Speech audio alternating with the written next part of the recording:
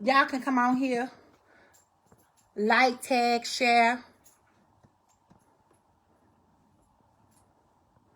join in. I'm gonna deal with it tonight. I sure am gonna deal with it tonight.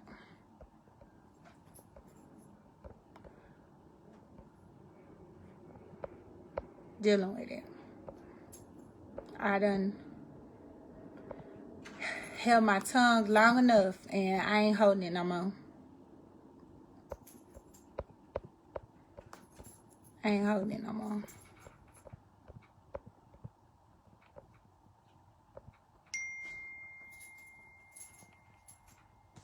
Put my phone on. You can tag, share, like, invite, all that great stuff. Because I'm going to deal with it. I sure am. When I say I'm hot, I am heated.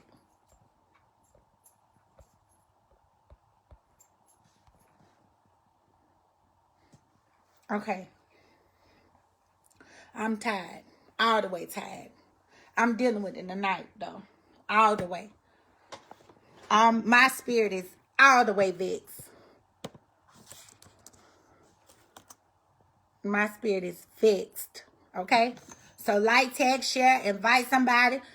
Call somebody. I don't care who you call. You can record it, screen record, because they got all these new fancy devices now where you can do all this extra stuff. But I'm going to deal with it tonight.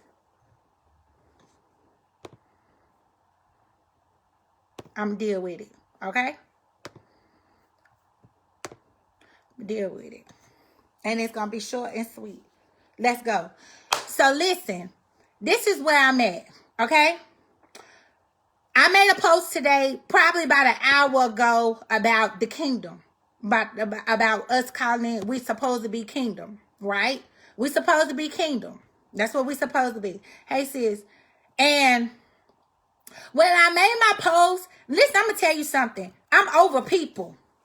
Like, as far as caring about what people think, I'm over all that. Like, literally over all that.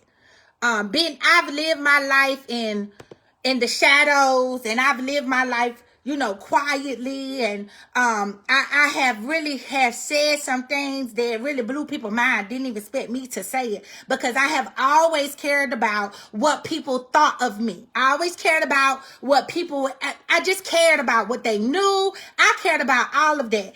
But let me help you today.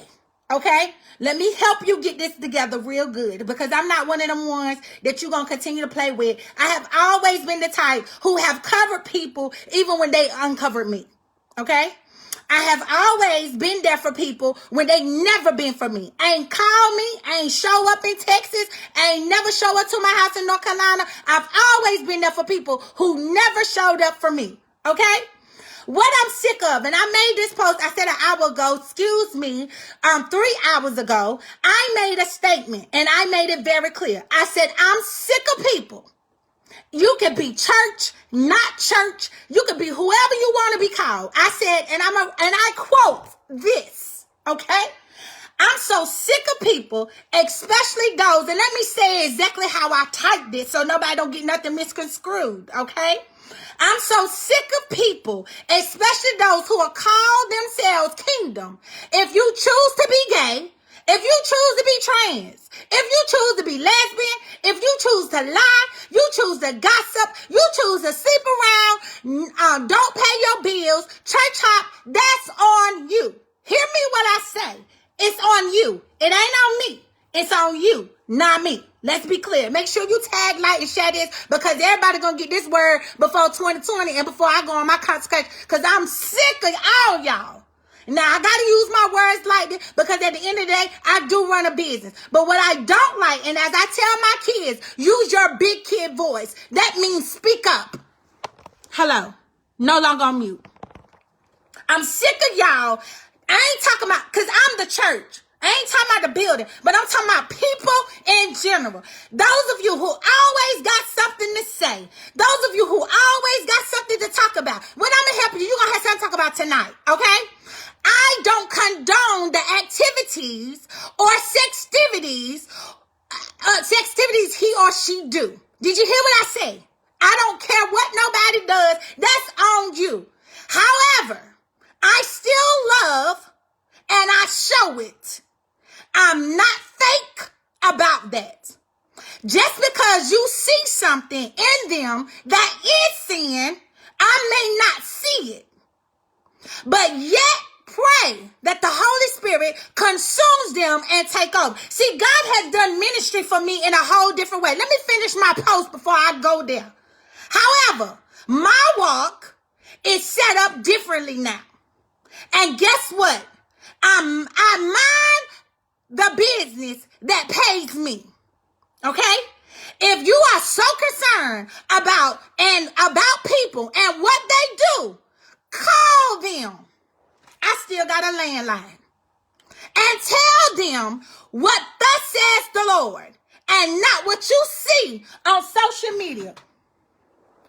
My point is, mind the business that pays you. Where's my book?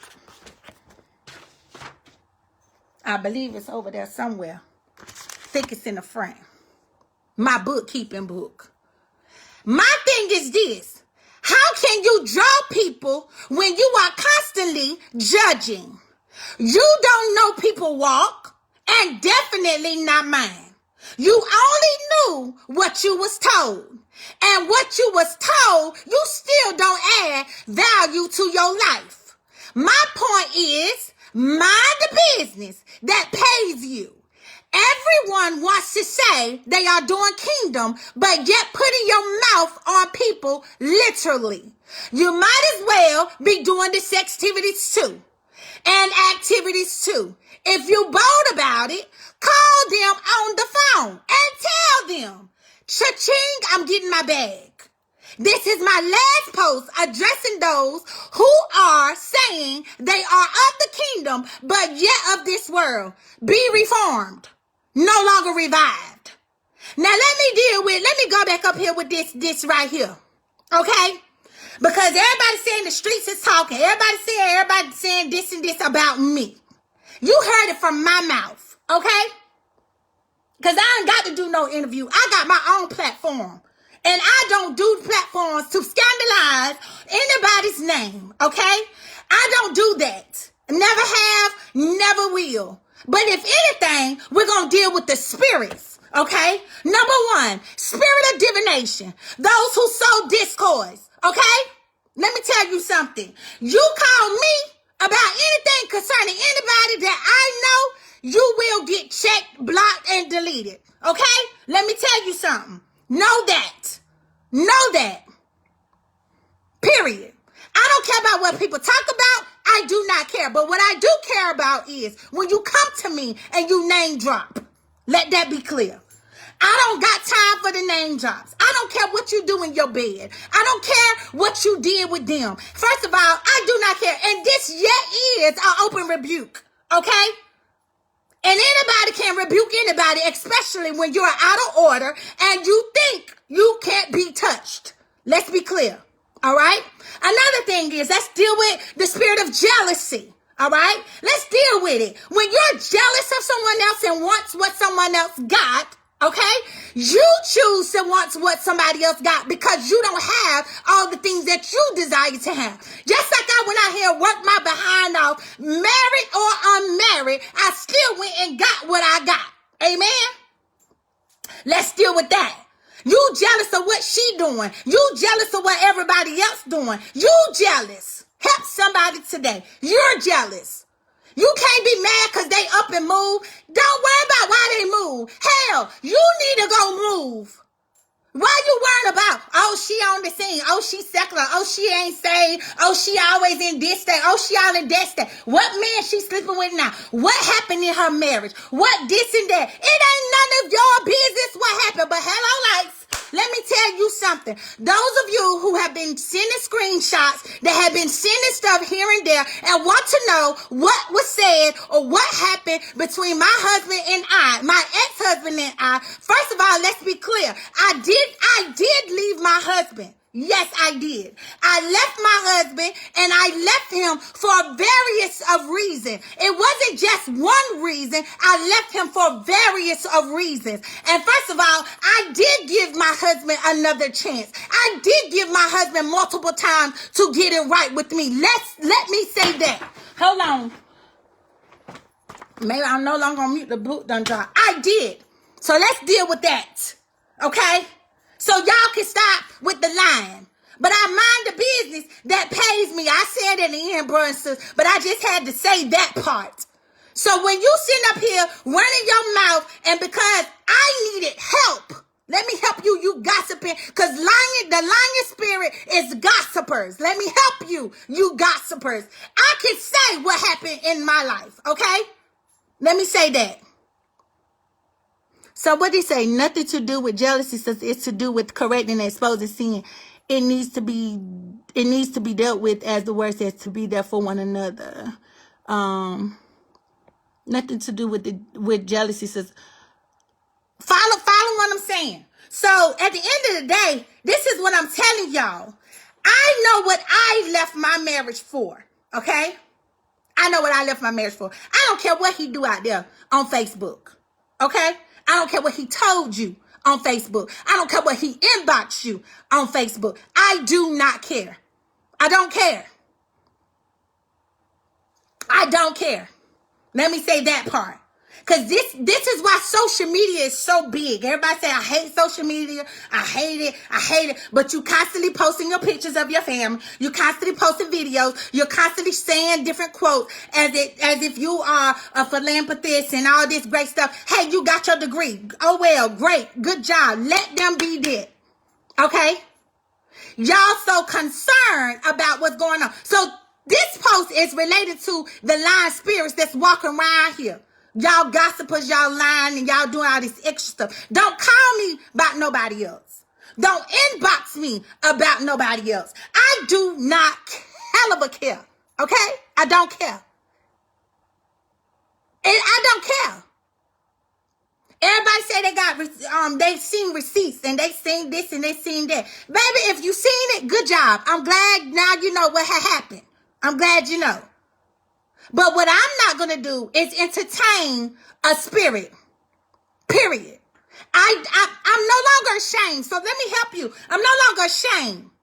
I was married to someone who beat me. I was married to someone who cheated on me with multiple men. Let's be clear. I'm not ashamed. When I tell you I'm free, I'm free. And when I say I'm free indeed. Help today. So don't come for me. Don't text me. Don't call me about nobody else. That ain't kingdom. That ain't kingdom. You calling me about somebody else. Call me about me. And don't call me trying to check me on where I am and who I'm with. The reason why I kept quiet was because I was ashamed. You don't know what it's like to be married to a man who you wanting to be with.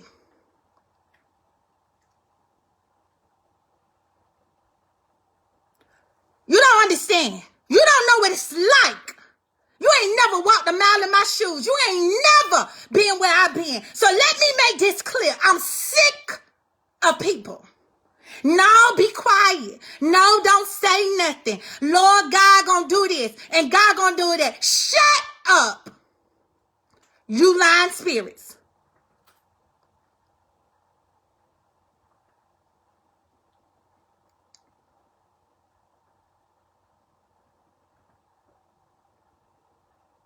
You lying spirits. You gossiping spirits.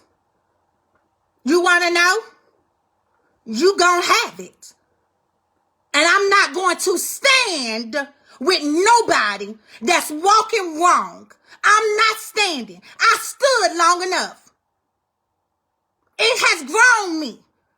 Those of you who are married to preachers, it ain't got nothing to do with the preacher. It got all to do with the man. Yes, he was anointed. Yes, he could prophesy from the front to the back. Yes, he could. And yes, I loved him. And yes, I did. But at the end of the day, let's be clear. I ain't walking with nothing wrong. I've seen people, listen to me, I've seen people come to the ministry and they leave the ministry. And I'm the first lady and the pastor's wife.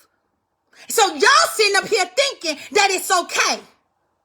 I tell my kids that I teach, listen, use your big kid voice. When somebody do something to you, you talk about it. I sat quiet. Okay? But you spirits who gossiping, you're gossiping. And you're gossiping about the wrong stuff.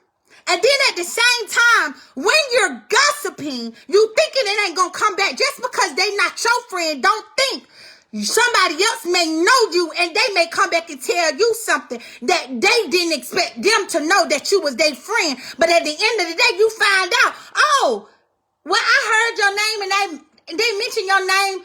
Oh, I seen the receipts. I had men walk up to me in somebody else's service and said to me, I slept with your husband. I'm like, hey, you slept with him, not me. I'm dealing with it. I'm sick of people. Y'all calling yourselves kingdom. If you cared anything about me or you cared anything about my child, you wouldn't have never done the stuff you done. And you knew I was married. Period. Many of you knew that I was married. But y'all knew that you was in his sheets. You was in the sheets with him. I'm walking where I'm supposed to walk, baby. I had to get clearance. And when the Holy Ghost told me to speak, this ain't to scandalize nobody, but this is my story. And that's on you. He chose to sleep with the men. He chose to sleep with the armor bearer that lived in our house for 4-5 years. He chose to do that. And say they was bros. And say they was, oh, we brothers. Y'all brothers and y'all hanging, but at the same time, y'all sucking and y'all having sex while my daughter upstairs. When y'all thinking that my child was asleep. Now, see, my daughter had to go to a hospital because all the stuff she kept inside of her. I'm sick of y'all. Oh, he's a man of God. There ain't nothing dealing with God on the end of that. I don't care what you say. Take God off and say, let's deal with the man. Let's deal with the man. But when no man wants to be delivered, there's nothing you can do. God told me to walk away from our marriage. I didn't want to walk away. I was going to stand. He put his hands on me. His mother said to me, somebody needs to get out. Somebody needs to get out before somebody get hurt. Who got hurt? Me. I had to wear this on my hand because still people can't squeeze my hand tight because he fractured my wrist. I had to wear this.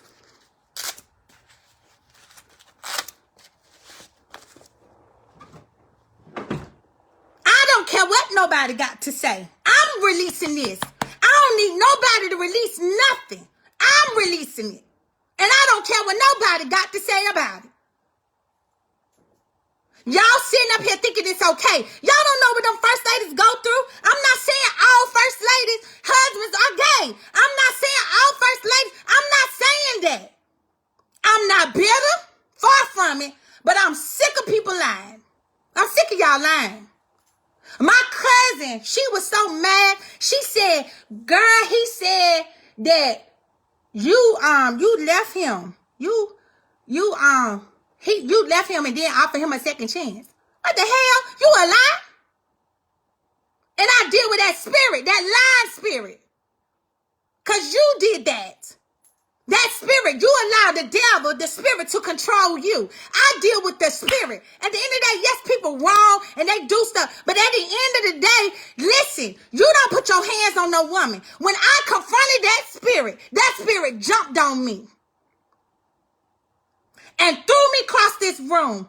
The one he was cheating on me with, his armor bearer, the one that you see, the one that you've seen plenty of times, always with us, and people would inbox him. They would inbox my ex-husband and say to him, oh, why you always got him with you? You need to enjoy your marriage. Everything that was said to me in the beginning was a whole lie.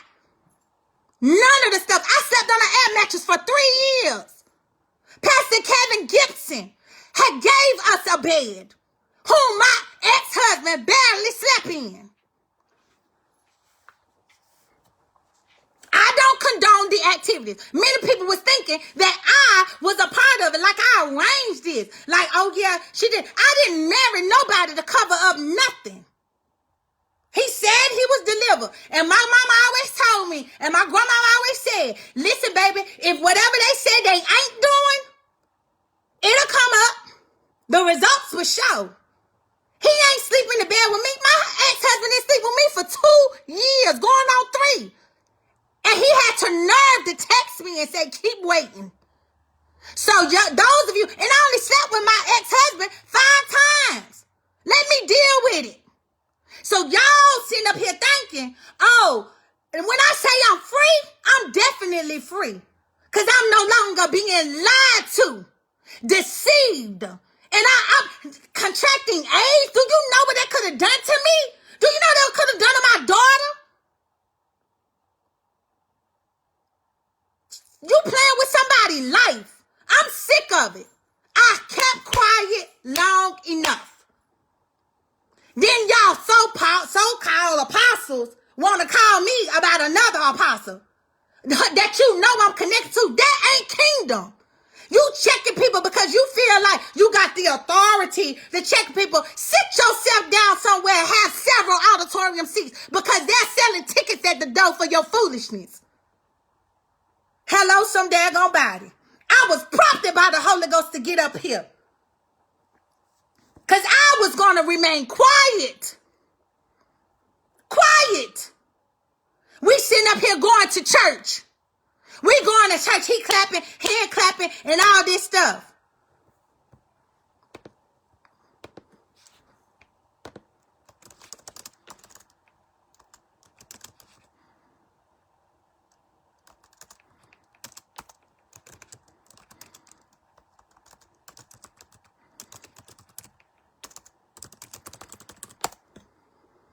Yes. And then y'all sitting up here saying, oh no, that ain't God. I had a prophet call me and tell me, woman of God, you wrong. Woman of God, you wrong for divorcing your husband. Matter of fact, I could have sworn in Deuteronomy, it tells me that I don't need to stay in no misery.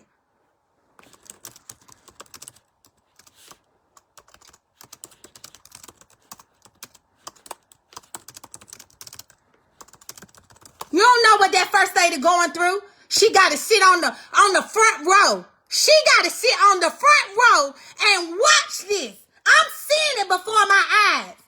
I'm seeing it. The armor bearer trying to act like he me. I'm seeing it. I'm not speaking for no first lady. I'm talking about me. There are some first ladies that have been through what I've been through, and they've been in for 20, 30 years. Wanted to be treated like the pastor. Wanted to get the same treatment like the pastor. This is what they wanted. I'm embracing. I'm lying to my ex-husband. I'm saying, well, it's fine. Long as I got my own room. We went from a 1-bedroom to a 2-bedroom and to a 3-bedroom, 4-bedroom, then a 4-bedroom, then to a 5-bedroom. But it was all us niggas living together. And niggas is ignorant people.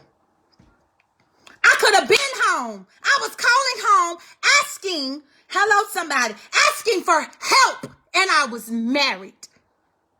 When I found out that my ex-husband and his armor bearer, the assistant youth pastor, was dealing with each other, I found it through messages where he's telling him, come back to bed, because he was exposed at the church that he was a part of before he changed the name. And anytime churches changing names and stuff like that, it was a scandal or something involved of that nature. And so I had to sit here and try to figure it out. People are inboxing me. Woman of God, I'm praying for you because your ex-husband, I heard him online. He said you left him and didn't give him a second chance.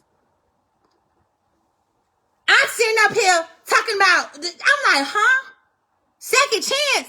I asked him, can you please stop? Even when Dr. Gertrude Stacks was here, he put his hands on me. And that was 2019, right after she done laid hands on the both of us.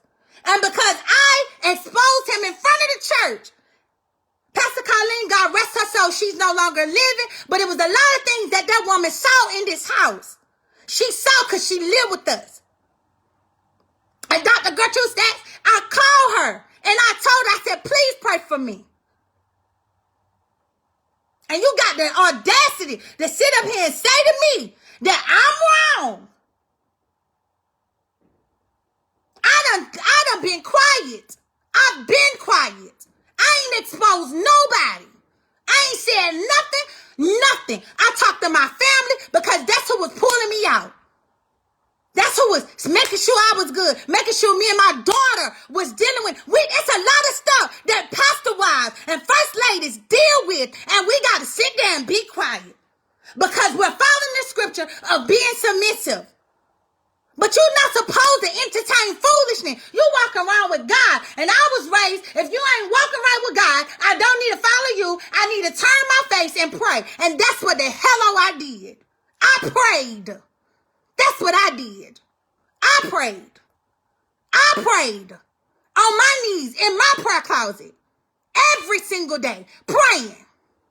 People leaving the ministry because of how he was mishandling them, mishandling money. Come on here. It ain't kingdom. And then people try to drag my overseer and say, well, where was the overseer? The overseer didn't know because he wasn't held accountable. He didn't even hold himself accountable. He wanted all of us and the ministries underneath him to be accountable to him, but he wasn't accountable to his overseer. Period. Everybody try to sit here and try to tell y'all it's an image for the first lady. I love my ex-husband for real, even in his flaw. Even when I knew he was texting another man on Kick, on Grindr, on all these Facebook Messenger, Instagram, I'm seeing it all. Don't be sorry for me. Thank God that I got out. Thank God I didn't die. He choked me to where I lost my vocal voice, bust my vocals. And so people try to sit in here. I'm good. I'm healing, but I'm good. My daughter felt what I was feeling, and my daughter tried to take herself out. And I had to admit my daughter to a mental hospital because my daughter wouldn't talk. What many people don't know, she did not talk. My daughter was dealing with a lot until she started talking to the therapist, till she started talking to the psychiatrist. She started talking. And they asked me, they said, well, how much of this you know is true? And some of it I knew and some of it I did not know. Because she did not tell me, because she said, Mommy, she said, I know sometimes when I do something or I tell you something, you go back to Daddy and you tell Daddy and Daddy whooped me and I was telling the truth. I didn't know.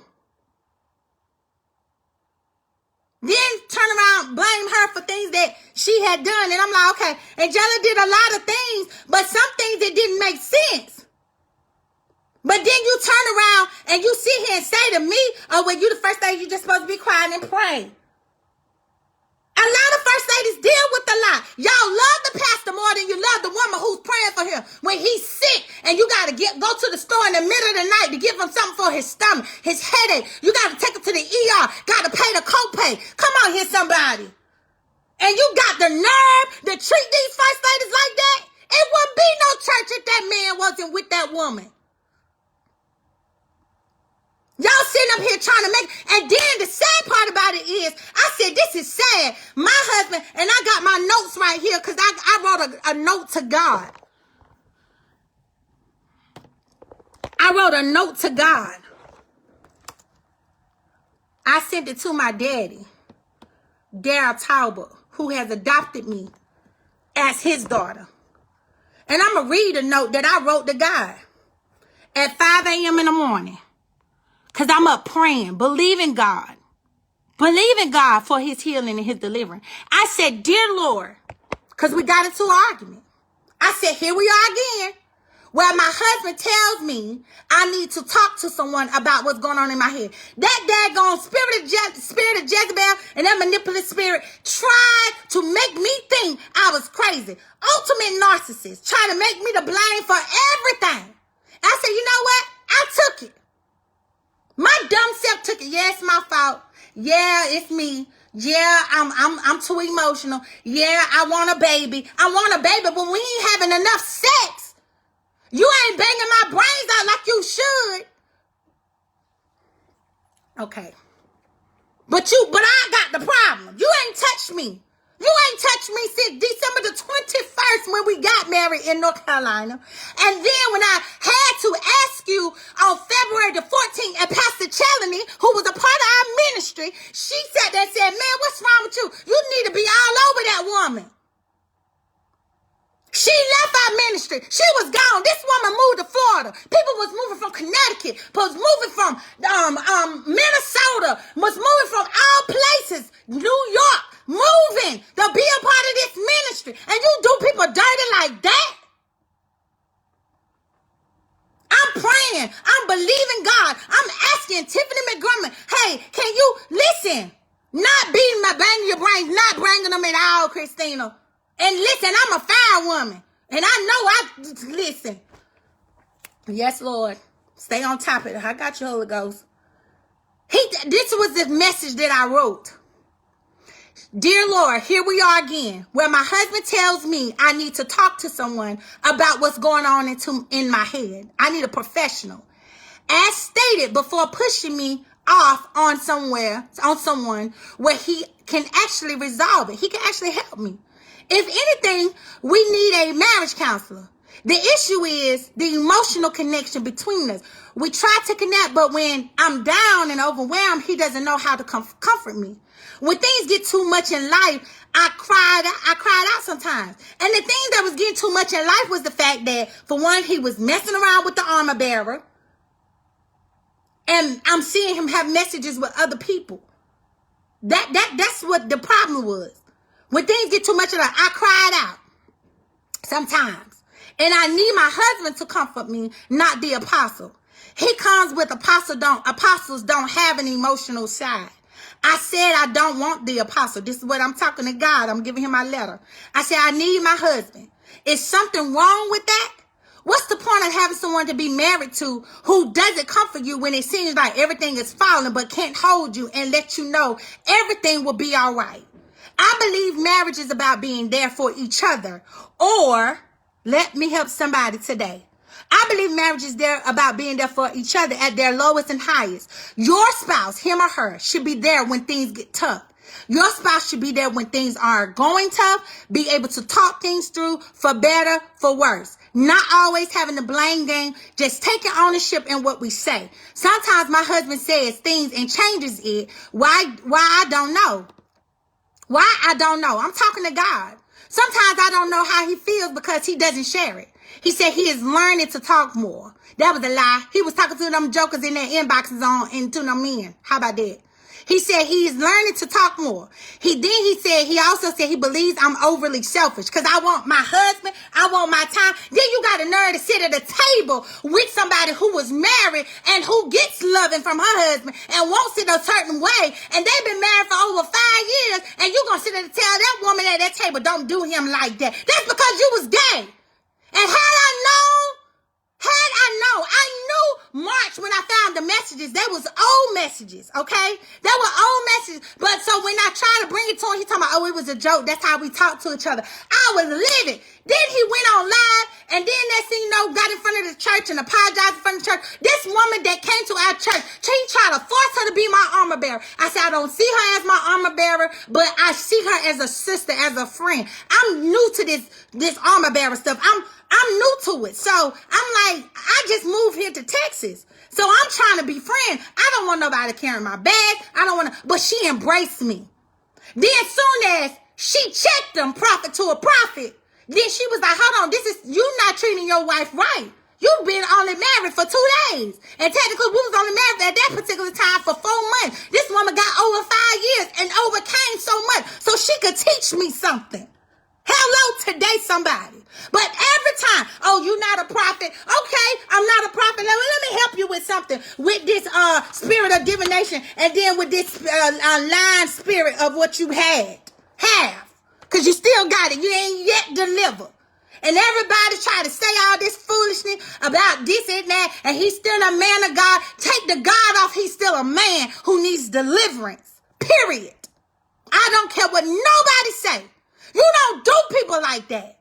You don't fool people. And so they disconnected from the ministry. And they disconnected wisely, unruly, and they disconnected in a cool and calm way. Members was coming to me and saying to me, well, why did they leave? I don't know. I can't tell you why they left. Why don't you contact them and ask them why? But don't lie on me and say I said something that I didn't say. Don't do that. Because you was also in somebody else's inbox trying to sleep with their husband. So if you're going to talk to somebody, you better talk to them. I'm not name dropping, because those of you who are on here know what I'm talking about. Who has followed me, who has been with me, even after separation. This same very woman inboxed me. You want to know her name? I'm sure she already publicly put it out there and went on one of her posts today. But I won't do that. Because at the end of the day, this woman, when I needed help, she was there with open arms. She was there to help me, see me through. She never stopped praying for me. Even though she was not my armor bearer, she laughing. You laughing, girl.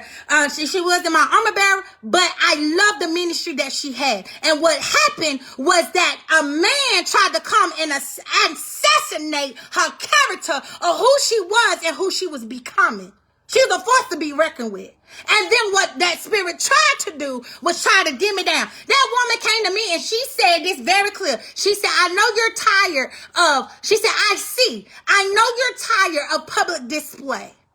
You only get your affection in front of people in front of the church. She won't lie. Because the only kisses and hugs I got was in front of the church. And I soaked it up. Because I knew when church was over, I was not, hear what I say, I was not getting no affection or attention. He went to one room, I went to another room. We won't sleep in the same bed. He's sleeping on the floor. I slept on an air mattress for 3 years. I didn't have a car. He allowed my car to get repossessed and said, that's your problem. That's not my bill. That's your bill. I was driving a Lexus and let my car get repossessed. But he's supposed to be the provider and the protector of our home.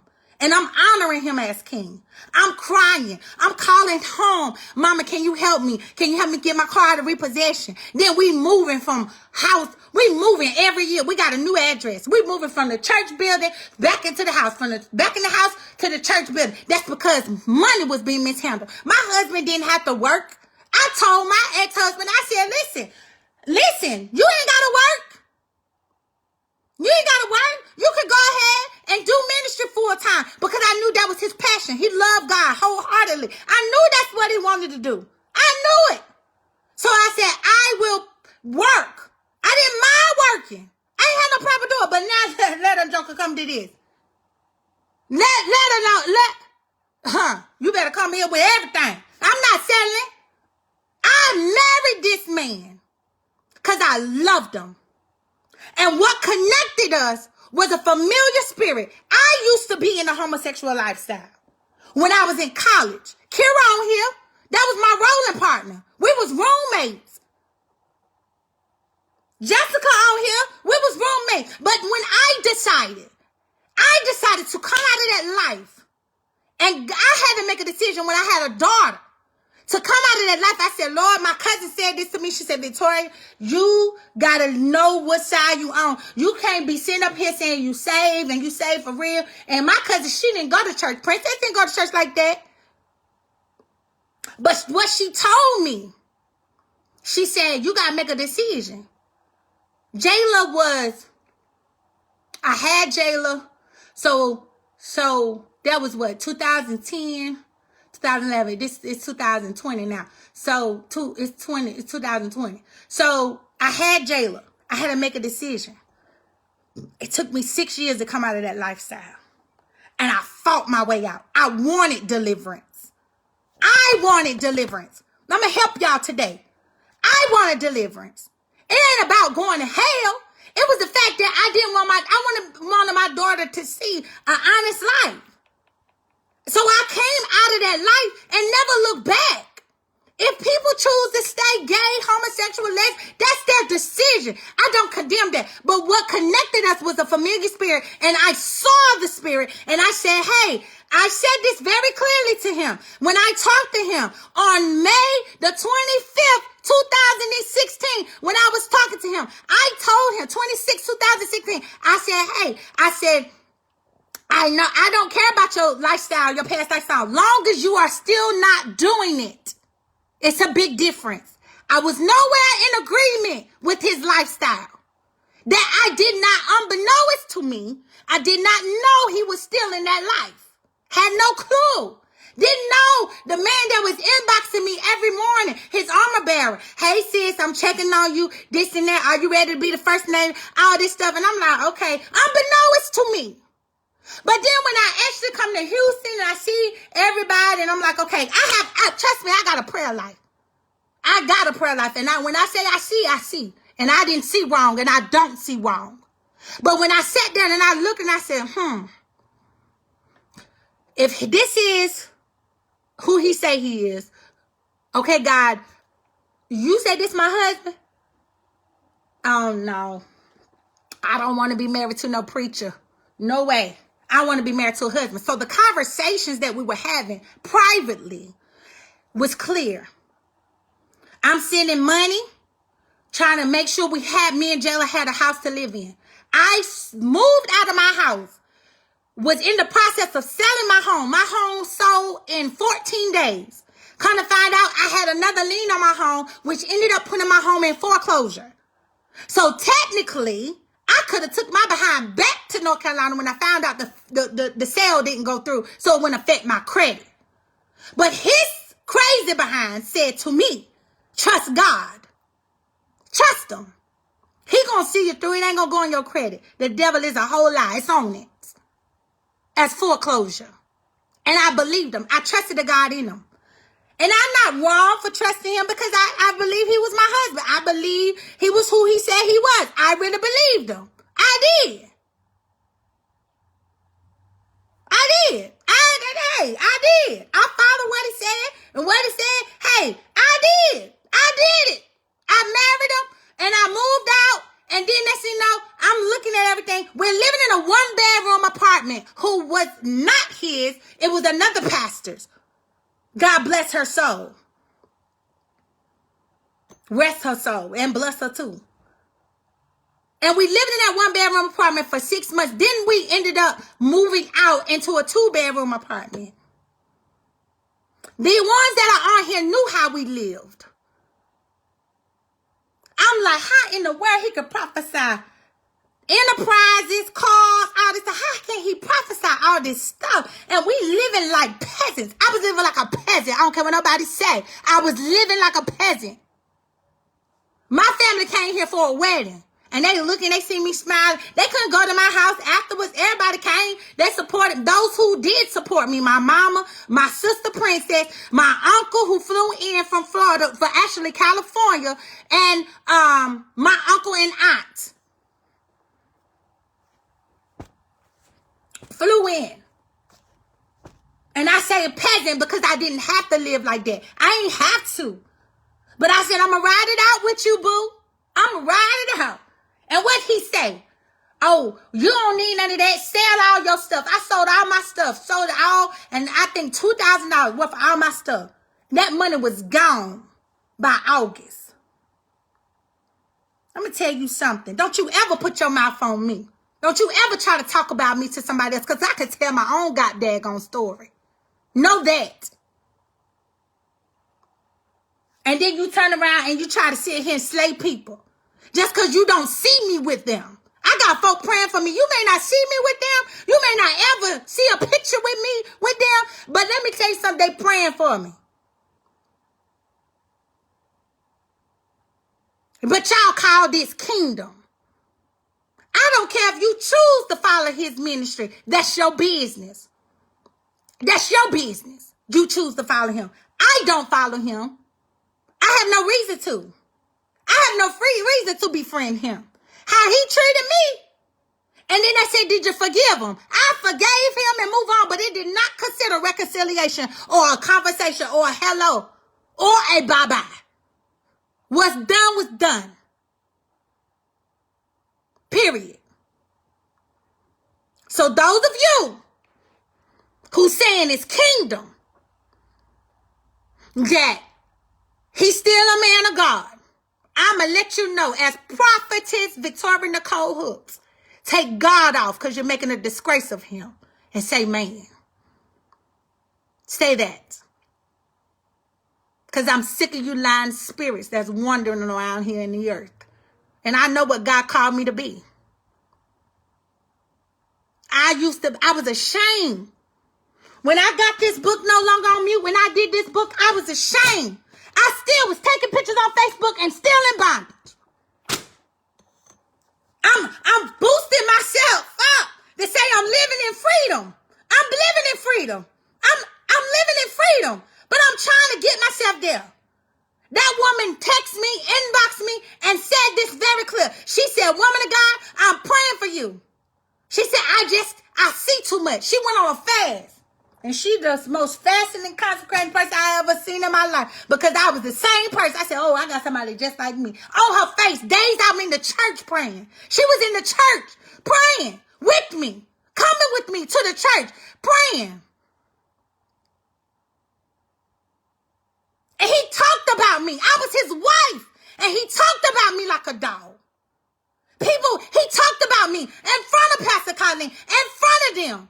He talked about me.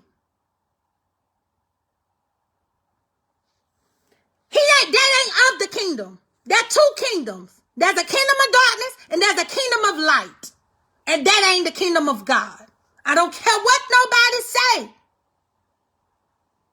But y'all want to sit up here and follow these people. Went on a fast with me. July 2017. You remember that?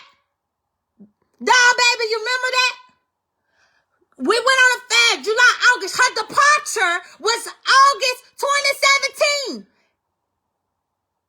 And I felt some type of way because I said she told me that she was going to let me know when she left. And dog baby, they tell me I was broken because I ain't had nobody there to be my voice. Help today, God. I didn't have nobody there to be my voice because she was my voice. Help today.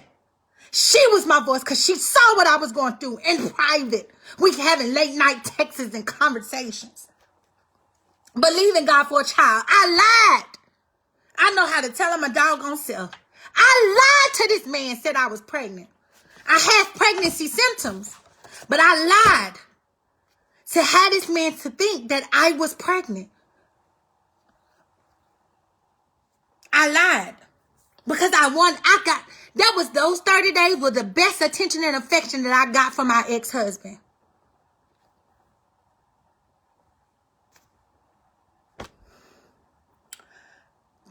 The closest attention I got from my ex-husband.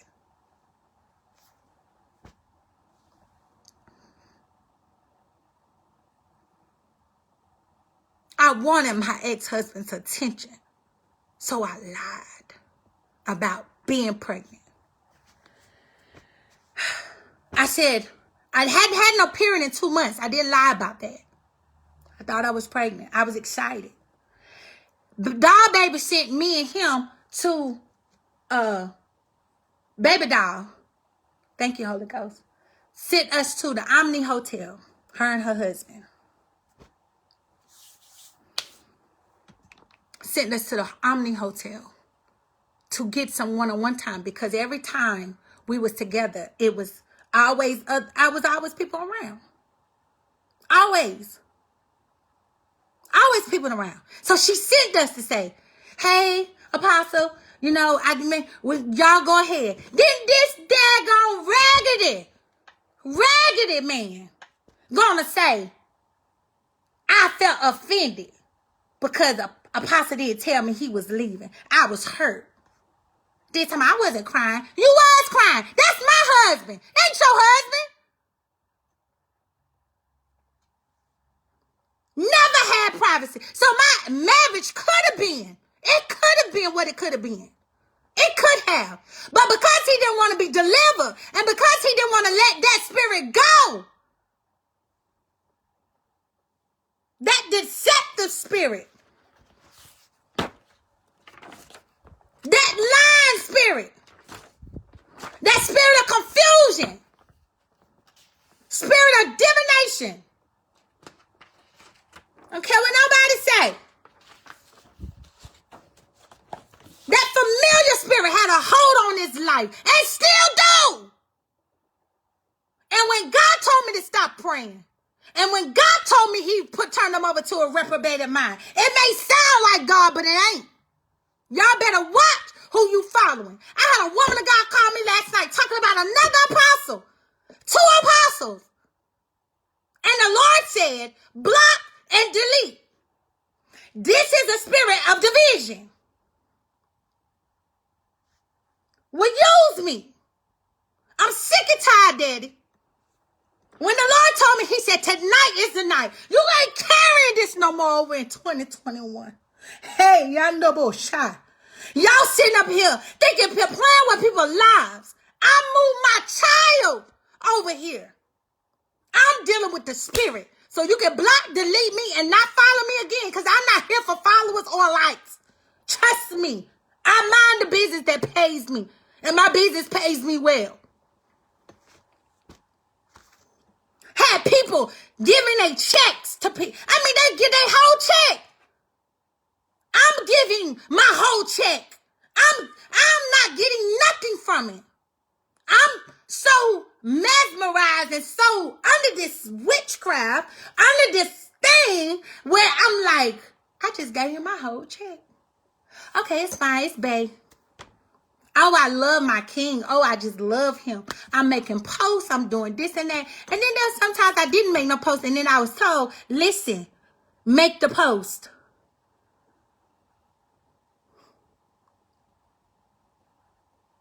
I'm sick and tired. People walked away because they saw that perverted spirit. They saw it. And they walked away. They said, I can't be attached to this. I don't know what. This ain't God. This ain't right. This don't look right. And then we get offended when you check them. Anybody know me, I'm very humble. Anybody that knows me, not knew me, but know me. Know me? No, I'm very humble. No, I have a very mixed spirit. And those of you who have mixed spirits, you will be easily targeted. You'll be easily taken advantage of. That's in relationship, whatever the case may be. Because you want that person to help. You want to build that person. I stood in the back. So I just built, push.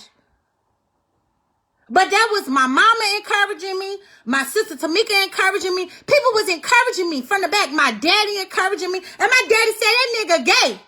Down Talbert, my spiritual daddy. Excuse my language, because if you hear nigga or boy, gay, whatever, that's what he said to me. I said, no, daddy, no, he not. He used to be dealing in that lifestyle. And daddy,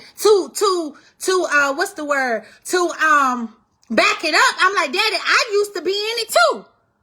So, daddy, it don't make him less than me. It don't, daddy, what daddy said, daughter, you deliver and you turn. And God rose up with all power in his hand. But at the end of the day, he's still in that life. And he a user, he a manipulator, he trying to take people's money. He ain't taking my money. I'm just being real with y'all. But y'all always got something to say. I'm on here because of the simple fact, God said he's sick of y'all saying it's kingdom. It's lies. That's the kingdom of the dark world. People try to say you're not qualified because you didn't go get a theologian degree. Theology. You didn't go get that.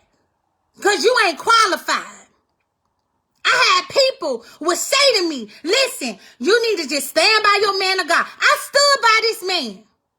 Then when he put his hands on me that second time, after the first time, I told him, I said, you don't put your hands on me. You put your hands on me again. And he choked me the first time because he got mad because in front of the church that night, I told him, you are wrong. We shouldn't even be having church in our house. Starting out, yes. But I said things to encourage him. Hey, babe, we can build the people. We can have church house. We can save our money on rent, and we paying $1,800 here and $1,800. We saving money. We can build the people. Do little hugs. We can do it. We can do it, babe. I'm with you. I'm with you, babe. I'm telling you what I said. I'm trying to encourage him. Like, Lord, I'm standing by. I'm standing by. And then you out all times of the night. Not coming home for days. You on live in other places and hotels. I mean, the people at the hotel place. Well, I was like, I'm sitting up here like, I'm up here running behind this man. Standing at the Palace Inn. What you standing at the Palace Inn for? You got a whole bed that somebody else blessed us with. But you out here sleeping, trying to, then took me off the bank account so I cannot track your stuff.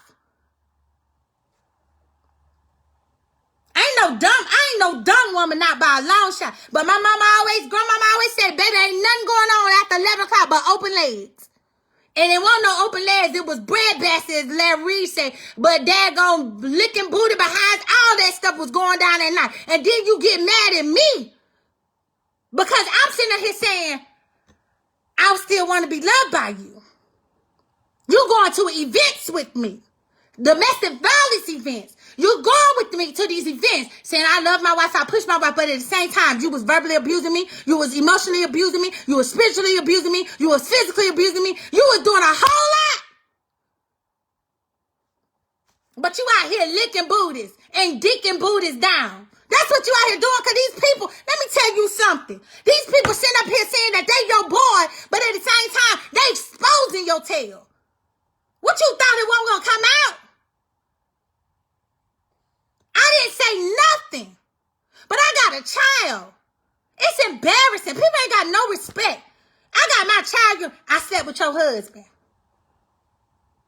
Oh, he laying on my couch. Oh, well, let me show you. He laying on my couch.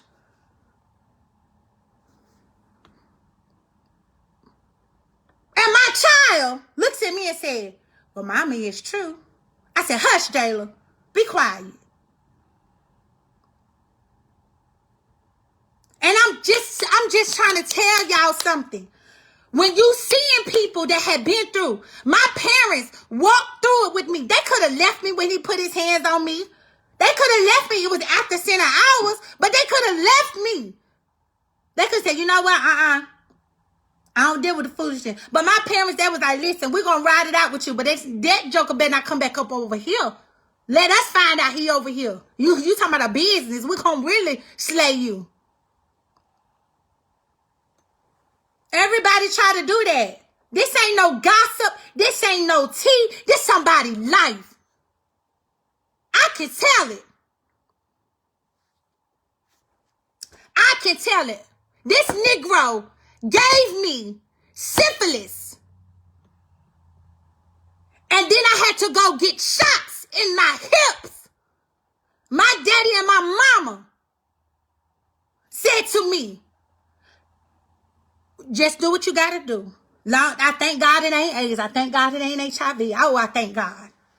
So y'all sitting here trying to play with my life? You playing with my life now. And y'all sitting here, you want to have something to talk about. I'm telling you. You playing with my life. Where somebody could have died. I was on consecration when he put his hands on me. I was weak.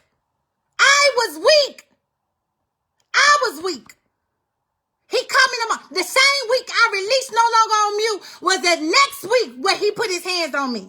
Yes, I went there, mama.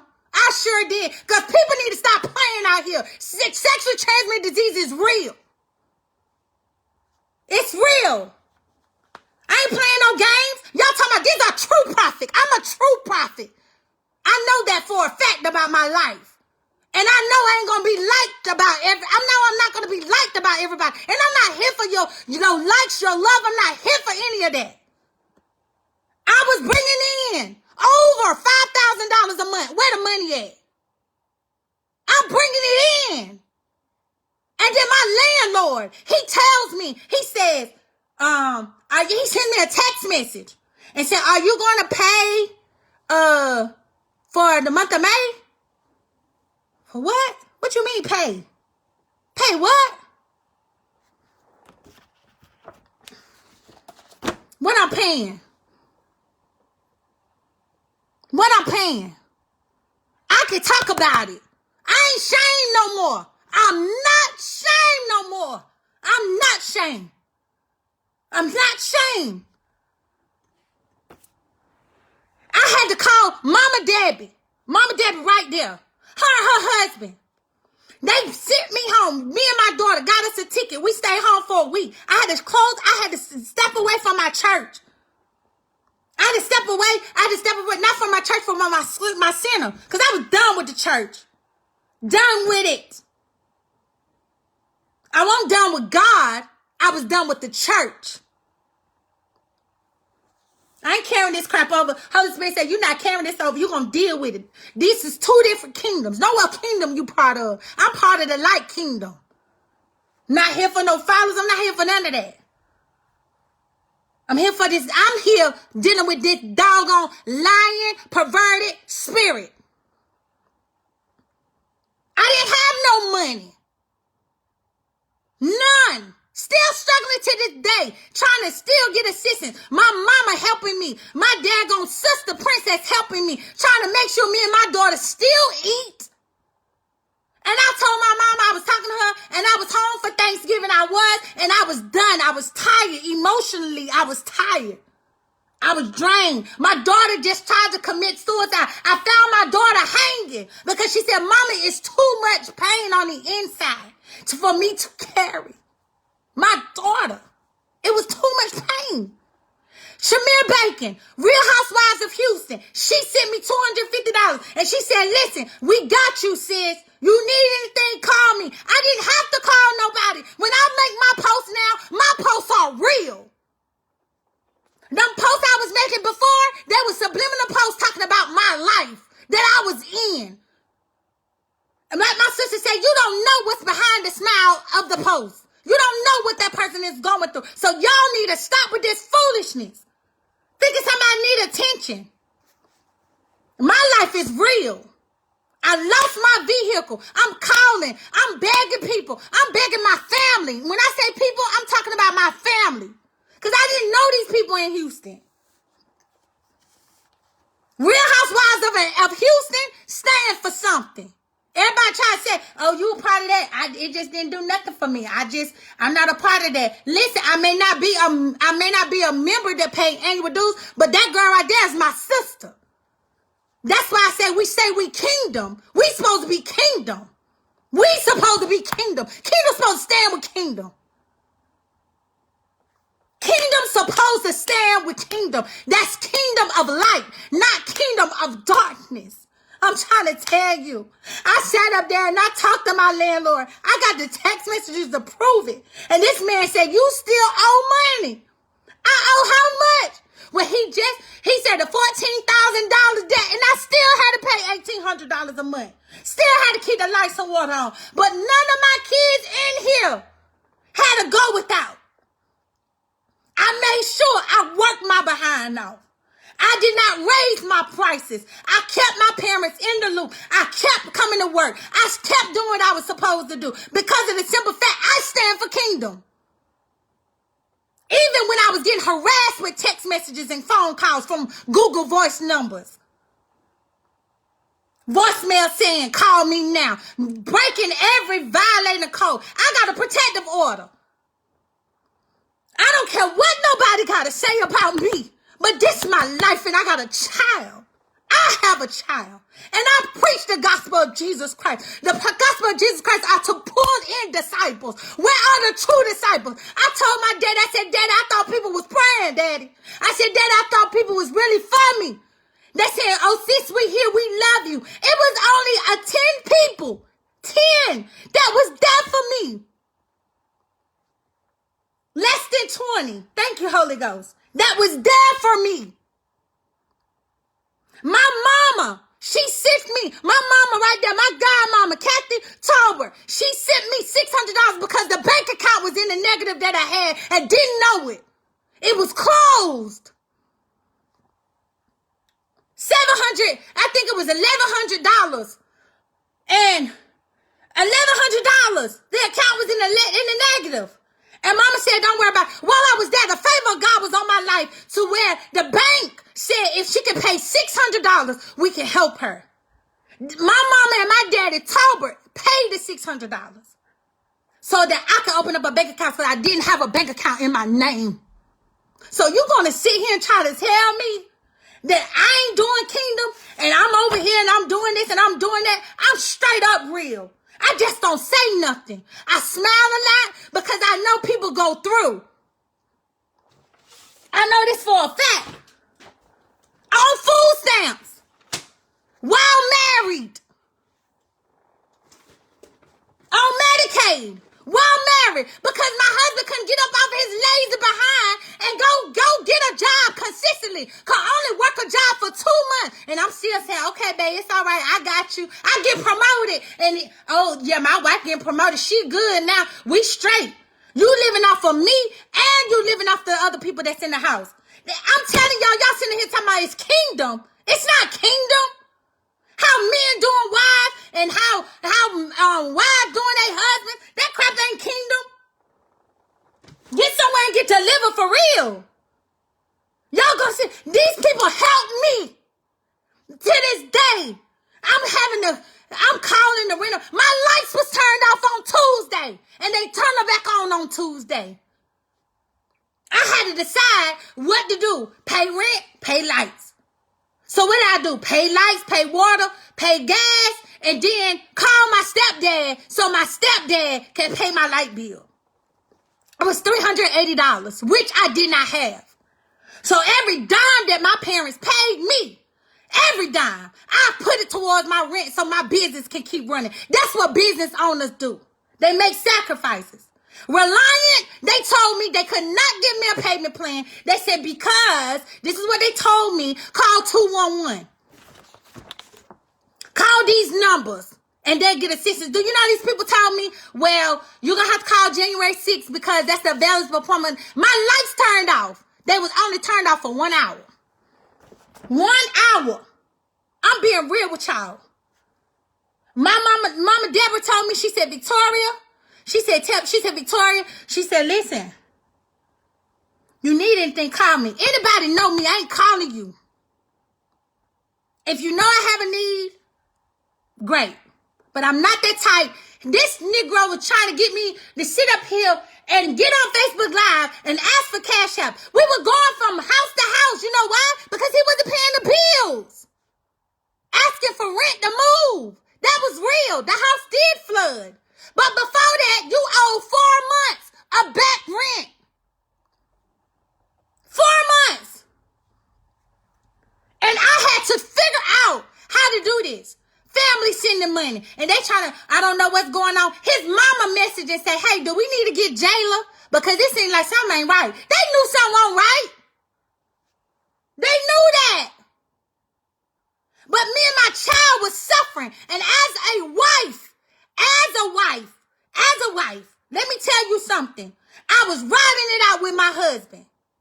Riding in the streets with him. In the street ministering with him. I knew I was a ride to live and a ride to die chick for him. I pushed him as a wife. I knew I was a good wife. I knew that. So some of y'all sitting here saying, no, you wrong for leaving him. He's the apostle. The devil is a lie. God ain't in that. And you a self-made apostle who turned around and put a title on your name and never was consecrated or affirmed by anybody. And it definitely was not my overseer, Lolinda Brown. And she not for discord. Hello, somebody.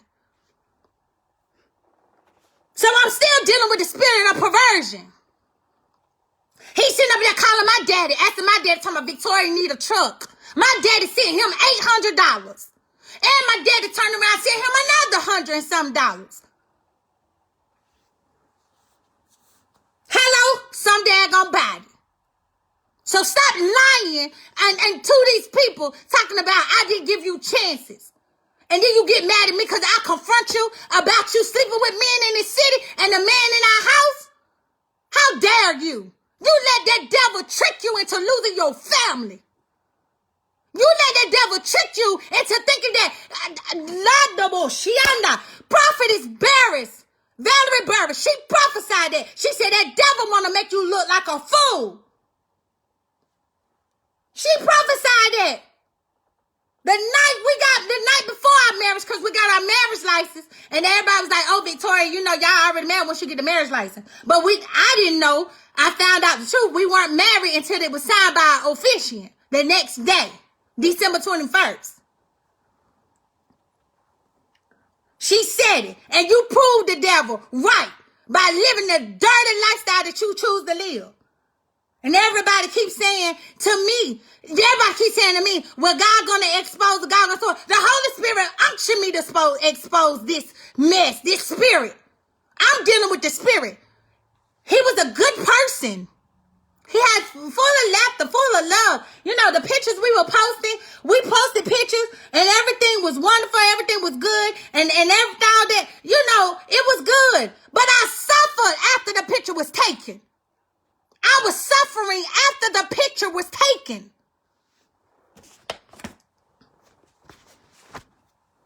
I'm up here. You telling people, oh, she got money. She got money. My family got money. I had money before I got what y'all broke behind. You were broke.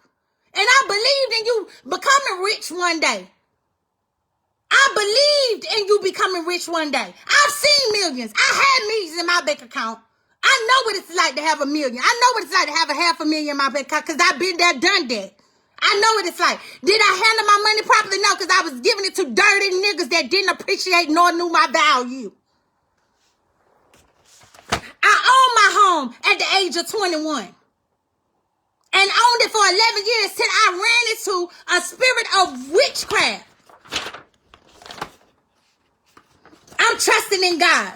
So going back to my note that I was praying to God about, I said, Lord, why things, let me go back to it. Because I wrote this note to God. Sometimes I don't know how he feels because things and changes it. Why? I don't know. Sometimes I don't know how he feels because he doesn't share it. He said he is learning to talk more. Then he also said he believes I'm overly selfish. As a wife, God, I'm talking to God here. How am I supposed to respond to this? Because he doesn't see the issue. Lord, show me how to handle this information. It makes me feel alone when my husband says it's in a loud tone. I can't help you. What are you asking for? I can't help you. I'm asking you to sleep with me. Spread my legs open and sleep with me and have a baby. But I'm sitting here begging stuff. But you know what happened? God protected me. He protected me. He protected me. God protected me. I'm sitting here begging this man to sleep with me, to touch me in bed. I'm saying to him, our marriage would be better if spent more time alone time with me. Lord, you know I have no problem with Pastor Colleen and the nigga he was sleeping with up underneath the roof, and David and us being under the same roof. I didn't have no problem as long as it was in separate rooms. I didn't have no problem with it. I just wanted my husband.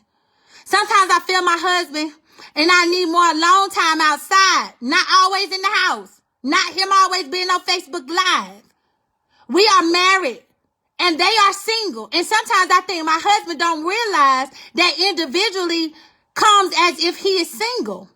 My husband is home full time and works when contracts for his business come through. That's when he was doing all the doing the food and stuff. He could cook. He could definitely look clean. He could do a whole lot of stuff. He was a potential husband. I saw greater good. I saw greater in him. And I believed in him.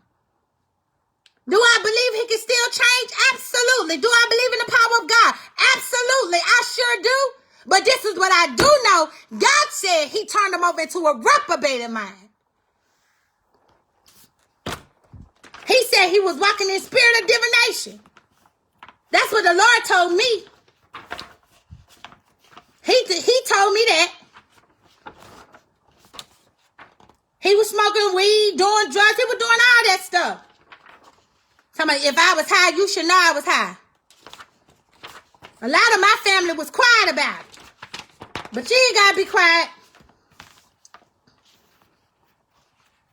He had a lot of anger. That spirit was mad at me because I approached it. And I said, I know the truth. I know the truth. I know the truth about you. That you've been out here sleeping with David and sleeping with all these other pastors and all these other men going to hotel rooms. You leaving me every night. You leaving me every night. And not even then, it went from every night to weeks. Oh, I'll be back. I'll be back today. I'm asking when you come home, get in the bed with me. When you come home, do this. I'm crying. I'm saying things. And as I'm saying them, I'm saying them like, you know, I want you home. I want you in the bed with me. And I want you to do this. And I want you to do that with me. And guess what he said? Keep on waiting. I waited 9 years. You won't wait on 9 years. You wait 9 years to sleep with a woman. That may be true. But as far as you waiting, you wasn't waiting because you were sleeping with the armor bearer the whole time. So if anybody want to pray for deliverance, pray for his deliverance.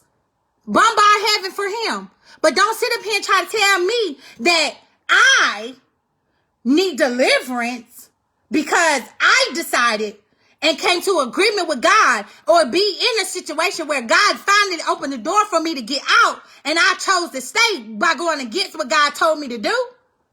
You are completely out of order with me.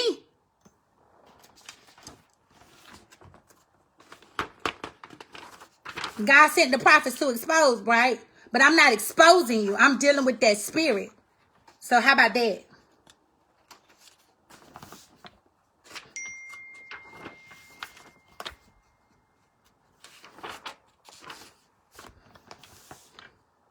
Y'all calling each other brothers.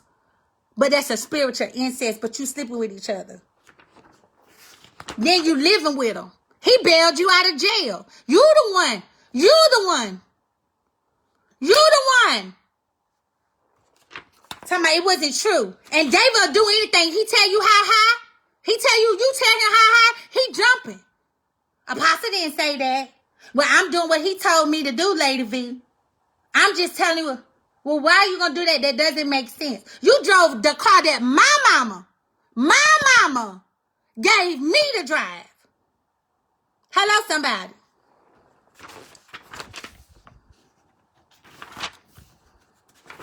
Then you get on Facebook and lie. You get on Facebook and lie to the people. Talking about me and my wife got into an altercation. Oh, they sent me the video. I said, what? Altercation, a slight disagreement. No, nigga, tell the darn truth. You know what happened. I confronted you about you sleeping with all these men in Houston. You need to stop lying. You got a spirit of whoredom, unfaithfulness, adultery. But everybody want to preach. Sit yourself down somewhere and get all the way delivered. Be converted. Be reformed. You had an excessive appetite for men. That's what you had.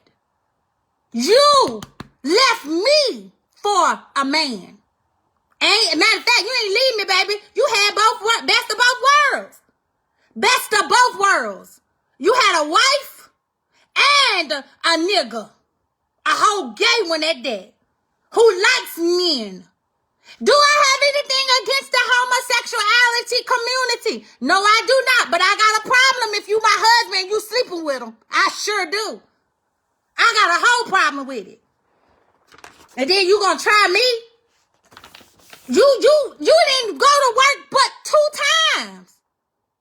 You went to work 2 times. And I still stood by you. Then left me in a situation to where I worked my tail off. Work. And picked up lift so that I can make ends meet to keep my home. Period. And this is the problem. This is what's wrong with the church now. Today, is that everybody's so stuck in religion, but ain't nobody checking this stuff. You ain't gonna let nobody stay in no house and sit up there and beat on you, and then you keep carrying the bills. That's what the old people did. You're not gonna sit here and come to me talking about I'm wrong. I'm checking it as I've been summoned to do. I'm a daggone queen, and I was treated like a peasant. And the times that I was being treated like a peasant, I said, God, I don't deserve a good man. I'm sitting up here saying, God, I don't deserve this. I don't deserve that. But at the end of the day, hey, at the end of the day, I knew what I wasn't getting. I wasn't getting the affection and attention from the Lord, from my husband. I didn't need the apostle. I knew God for myself. I heard him clearly for myself. I didn't need nobody to affirm anything. The Bible itself is the whole prophecy. So I didn't need nobody to confirm my future because I already knew what was in me. I knew my life was worth fighting for. I knew that. I wrote the book on it. It was worth fighting for. But I don't care what nobody say. He played on my vulnerability and my brokenness, and I allowed it. And I took full responsibility for what I went through and took my daughter through. And I said, God, I thank you for getting me out of that situation. I almost died. Didn't have the nerve to tell another pastor he was going to take my child from me, and my family was going to get my child back.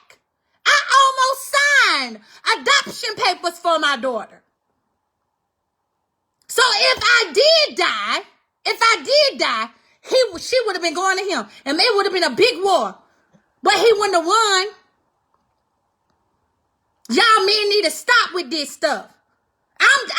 Women too. You got women agreeing with being in the forefront and covering. I did not marry my ex-husband to cover up his lifestyle. I did not do that. So please stop with the lies. Well, it don't matter whether you lied or it don't matter to me because I'm not ashamed.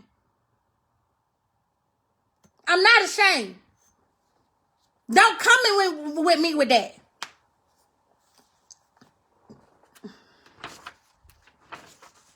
Don't come with me with that. He played on my emotions. He played, you gonna go to an asylum. I'm having seizures. My family not being told the truth. My family not even being told the truth. My cousin, my sister, Shirley M. Harvey, my sister knew what was going on, but I only told her bits and pieces. Because I already knew she would have said this. She said, you need to get your ass out, and you need to get out now. Matter of fact, you ain't got to worry about me and Abdul. We on the way. Where you going to meet us at, and you better be there. Had I reached out and said, hey, this is what's really going on. He putting his hands on me. My daughter, she's sleeping in the closet on an air mattress because she was peeing on herself all the time. And I'm like, I'm going along with him like, okay, yes, she is peeing. We don't need to buy no bed. We don't need to buy no bed. We don't need to buy no bed. You right. To keep peace. A lot of the things that I agreed to was to keep peace because I already knew the anger in him. I knew that. When he got angry and mad, his eyes changed colors. They turned red. He said he had a liar, but he was one.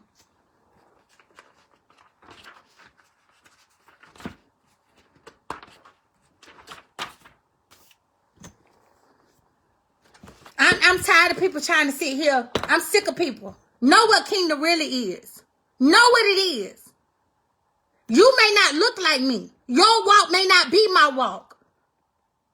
I'm married prematurely. I'm married because I could legally have sex with my ex-husband. But yet at the end of the day, as I was marrying him, I also married him because of the simple fact that I knew for a fact that I truly loved him, that somebody really hurt my heart. Oh, he prophesied accurate. He prophesied accurately. But then I also know he manipulated me too.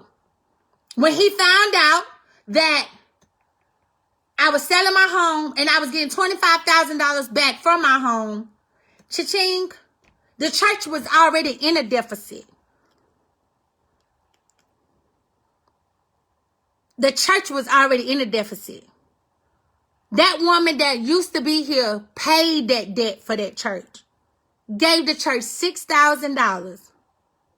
Gave the church $6,000.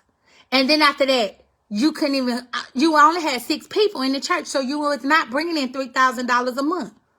So why get a 7,000 square foot building bringing in $3,000, the rent $3,000 a month, but you only bringing $100 a month in offering, $100 a week in offering, and you telling the landlord, oh, the people left because of this, this, and that. You lied. Them people let us stay in that building for 12 months with a $33,000 old debt. We stayed in that building. Them people let us stay in there for 12 months and owed $33,000. The church of the doors of the church was locked, and he said, let's go through the back doors to get the stuff out of what we need to take. We got to get it out of here. There was somebody that had their business in there, and her stuff was in there, and she had to get her stuff. She was very upset, and I would be too. You paying your tithes and offering, and the doors of the church is locked. See, I didn't think this stuff was real because I came out, my grandparents, Diane Parker and Frederick Parker, we was living in a debt-free church. So, you know, we was small, but we was large in quality. We was small, but we was large. And my grandfather, he networked with people, and we worked with people to where we didn't have to do a whole lot of stuff, a whole lot of fundraising, because people did so in their tithes and their offering. They gave because they saw the work that my grandfather and my grandmother was doing. Like, literally.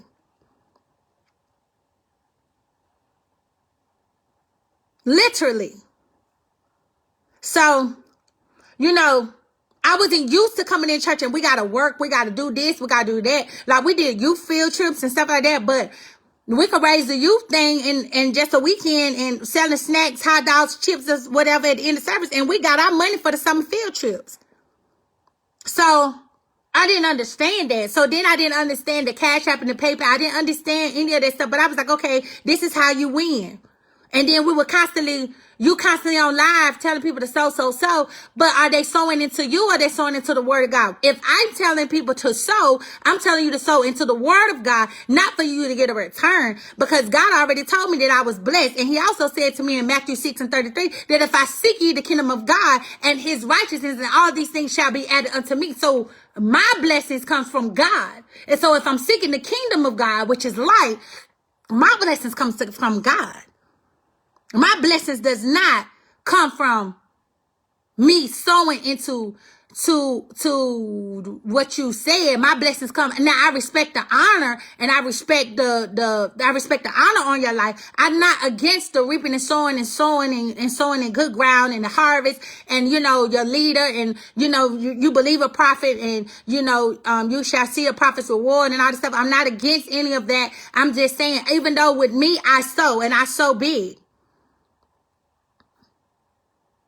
I so big.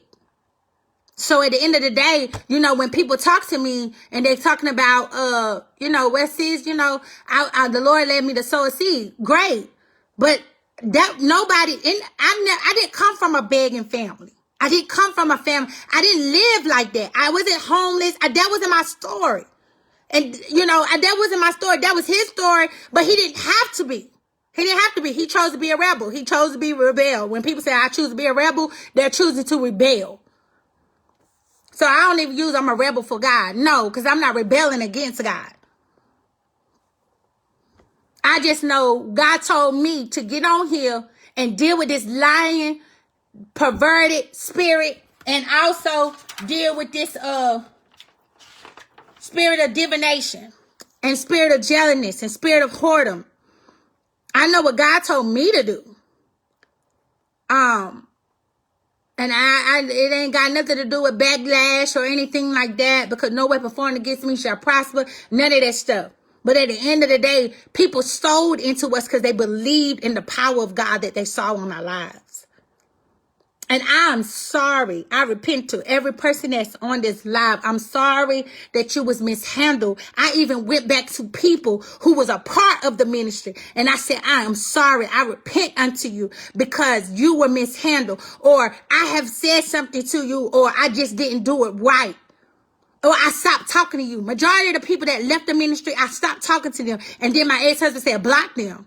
I didn't know why I was blocking her. I was just like, hey, I don't want to be on nobody's bad side. I'm just going to just tell the truth and just be like, you know what? I'm riding with my husband. And my husband doing it, I'm riding with him. And my grandmother said, listen, If he walking wrong, you don't walk with nothing that's walking wrong. What you do is you got the order and the rebuke that situation or that spirit in that person. You rebuke them. You rebuke them. That's what you do. But until God cover, you don't walk with them. You don't walk with them. You still preach the word of God. You still do what God tell you to do, but you do not walk with them until God restores them and delivers them. But you will know it when it's God. You'll know what they restore. When people say turn away, you turn away. Turn away from wickedness. If you know you're a liar, you're a gossiper, you adultery,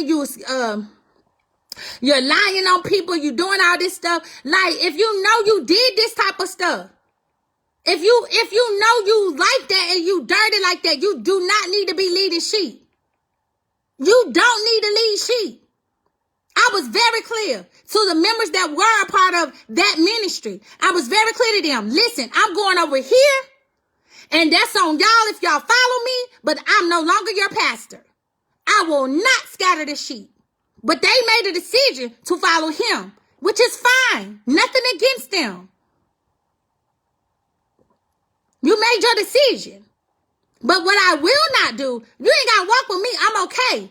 And I know when God spoke to me, God said, you are going to have to walk this walk alone. I've always, in all my relationships, I've covered men. Even in my relationship that I was with before my ex-husband, I was in an abusive relationship, but abusive engagement with this man. And guess what? He was cheating on me with the women. That's just what it is. And I was like, what is wrong? What's wrong with me? Why is it that I'm always being cheated on? What is the problem? I didn't set boundaries. I didn't deal with it when it first came. That's just what it is. I didn't deal with it. And some of you all don't deal with it. I'm on here to bring a warning. When I say I don't condone the activity or sex activities or what he or she do, however, I still love and show it, I'm being real about that. I have people who in my family are in that lifestyle. But when I see them, I love on them. When I see them, I talk to them. When I see them, I hug on them. But I don't talk about their lifestyle and how they live. I only talk about things when you bring it to me and you're looking for a way out. Or if you ask me for my opinion. But I'm not going to approach you and say, you know you living wrong. You know you shouldn't be living with that woman. You know you shouldn't be living with that man. You know you shouldn't be that ain't me. I don't do stuff like that. But if you come to me with that in my front door and you drop it in my lap and you drop your trash, I'm going to dump it out and I'm going to dump you out and I'm going to let you know why I said what I said. When I say my walk is differently now, I was trying to understand, God, why are you pulling on me like this? Why are you doing this to me? And God showed me why.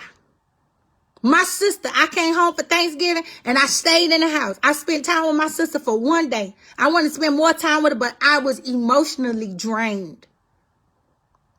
My sister, Shirley M. Harvey, that's my sister. She my blood cousin, but that's my sister, my oldest sister. So anytime I'm dating somebody, she look at them side, I say, ain't time, ain't this, ain't that. I was like, nah, y'all just don't want me to be happy. I just want to be happy, this, and that. But man, listen, ain't nothing like peace.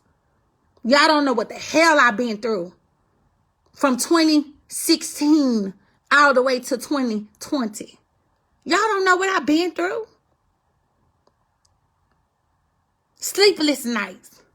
Crying, worrying.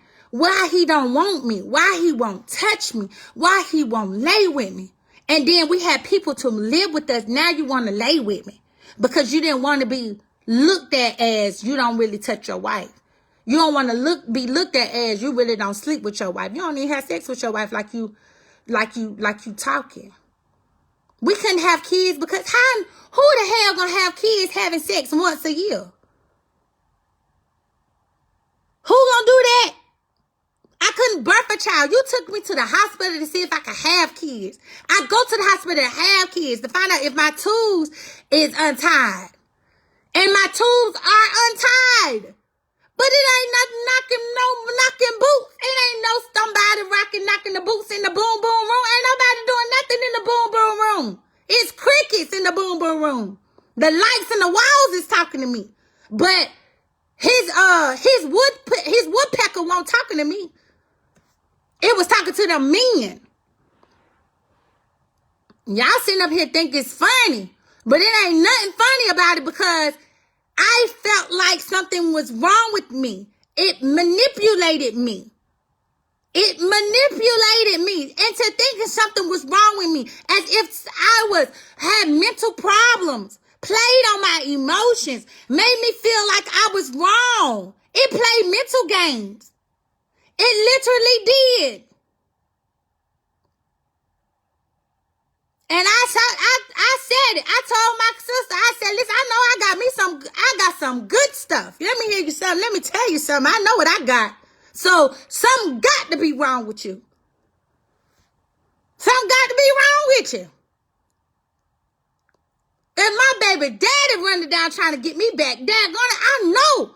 And all my exes that I've been with want me back. Because I knew I was a good darn one. But it made me feel like I wasn't enough. My biological father made me feel like he didn't even want me. Till we clear that up. Me and my daddy, because I said, Daddy, you always made it seem like you didn't want me. So I was always chasing after, yes, I will say that, chasing after and always wanting to be, always buying, always being the one to do this to show my love. To show my love. You got a lot of women out here that was just like me. One of y'all out here just like me, out here trying to, show this man you love them. I know I got that good. And you trying to sit up here and do all this stuff? Not only, it ain't about what's in the sheets, baby. I got a brain. I know how to make money. I know how to keep money. I know how to build an empire. So if anything, y'all men out here trying to be with a woman and trying to be with some woman that ain't got it all together, get with somebody that got some brains, that know how to build an empire. But now y'all want to run behind these girls that'll lick you down, have sex with you, do all this kinds of stuff. Listen, it ain't about that. Y'all think it's a game. Y'all saying that it's kingdom. It's kingdom. Kingdom is real talk, truth. For you to be delivered, free, set free, pull somebody else in, repeat the same cycle. Get somebody healed, deliver free, repeat the same cycle. But tell the truth. Stop lying. If you left your wife because you were sleeping with another man, say that. Don't tell people a lie and say, well, if you got out here on Facebook and said it publicly, you might well say what you did.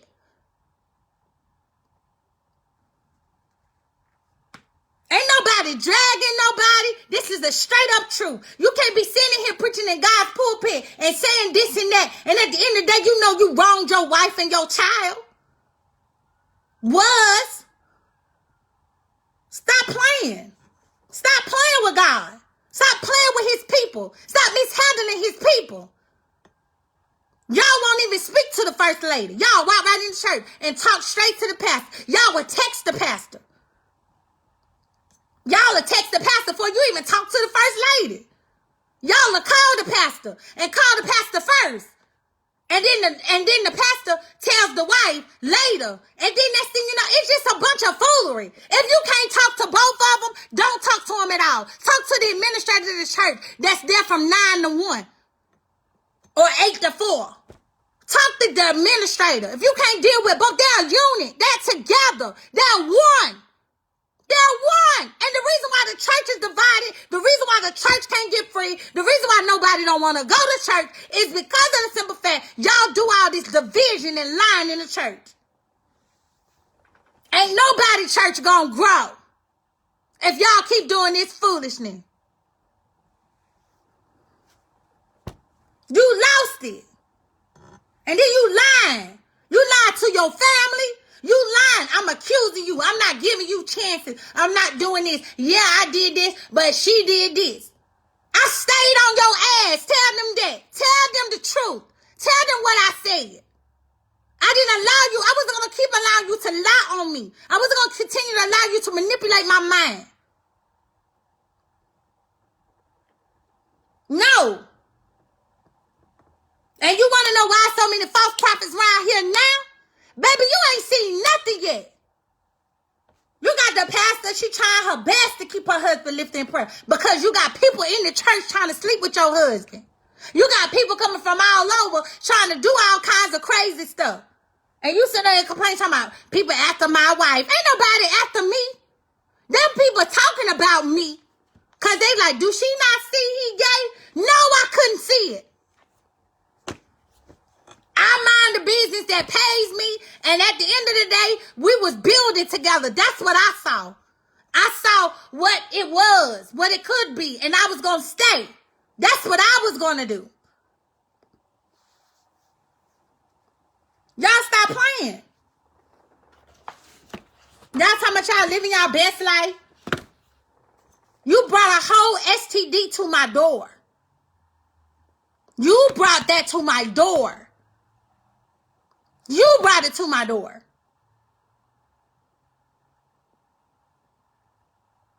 That's the hurtful part. And I definitely had to thank God because God, I said, God, you really want, yes. And you gonna move forward with your life. You ain't carrying this weight on you. The spirit of heaviness was on me heavy. And I was like, God, help me. Help me. Holy Spirit, help me. Bring comfort to this thing. You don't know what it's like. People inboxing you, saying this, saying that. Just crazy stuff. Approaching you. While my daughter is with me. I slept with your husband. That's hurtful. That's really hurtful. Oh, I just thought you should know.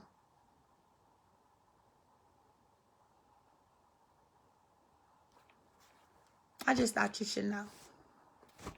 And I said, well, I'm no longer married to him, so it don't matter. They're like, carry on.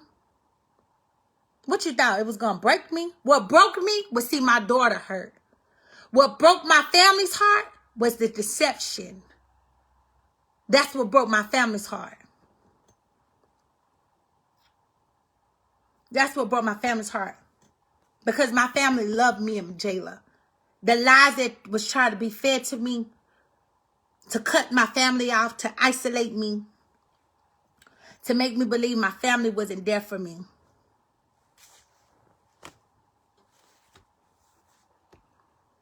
That's what did it for me. My daughter almost killed herself. My daughter almost killed herself behind this.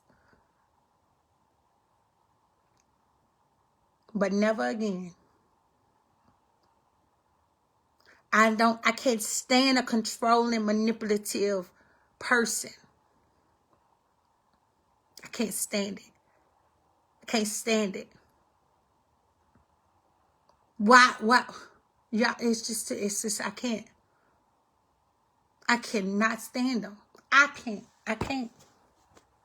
Controlling and manipulative.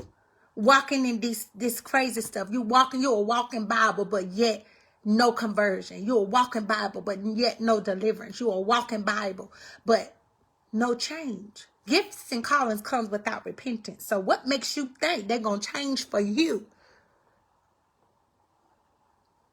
They not. They not.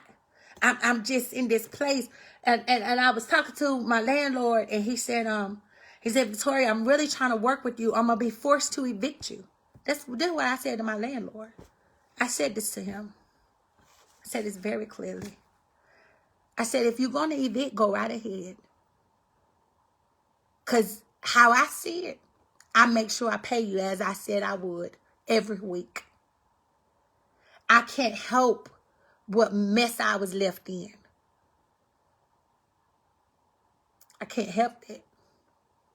But what I can help is make sure my daughter has a roof over her head. And he came back and apologized to me. He said, well, just do what you can. Do what you can. You had people who moved from different places to help in this ministry. But at the same time, if they ain't had no money to give, you want to take all their money.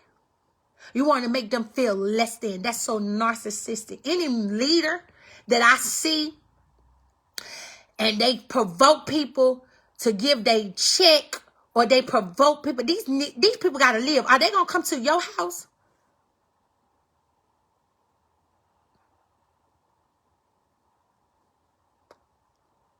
They going to come to your house and stay with you when they get put out? These are the type of questions I ask now. Are they going to come? They give 10% of their offering, or they tithe. But where do you come up with this where you double your tithe? Where you come up with this stuff, give your whole picture? If you choose to give, then obey God. If God lays it on your heart, obey God. I'm not against giving, because I'm a giver. If you're not giving in your tithes or your offerings, you're giving in your time, you're giving in serving. There's all different. So this is my thing. Why is it that people got to give you their whole check? Where they gonna live? When their lights get cut off, they come to y'all and they done came to y'all. Do you have a place for them to go? You driving a car. I don't care what kind of car you driving. But my thing is, if you're going to preach the word and you're going to teach the word, the Bible says if there is a need and you know your brother and sister is in need, you're to help them. My overseer has helped me. But I'm not expecting her to give her entire check. My family helped me. And still helping me. My daughter, she had a great Christmas. But you want them, and then you're going to tax the people. Oh, yeah, you're going to owe taxes. You're going to have to double back. You owe 4 months of tithe. You ain't paid in 4 months. You owe. Tax time come. I got people on this live that was a part of this ministry. Sold $3,000 and $4,000 to this ministry.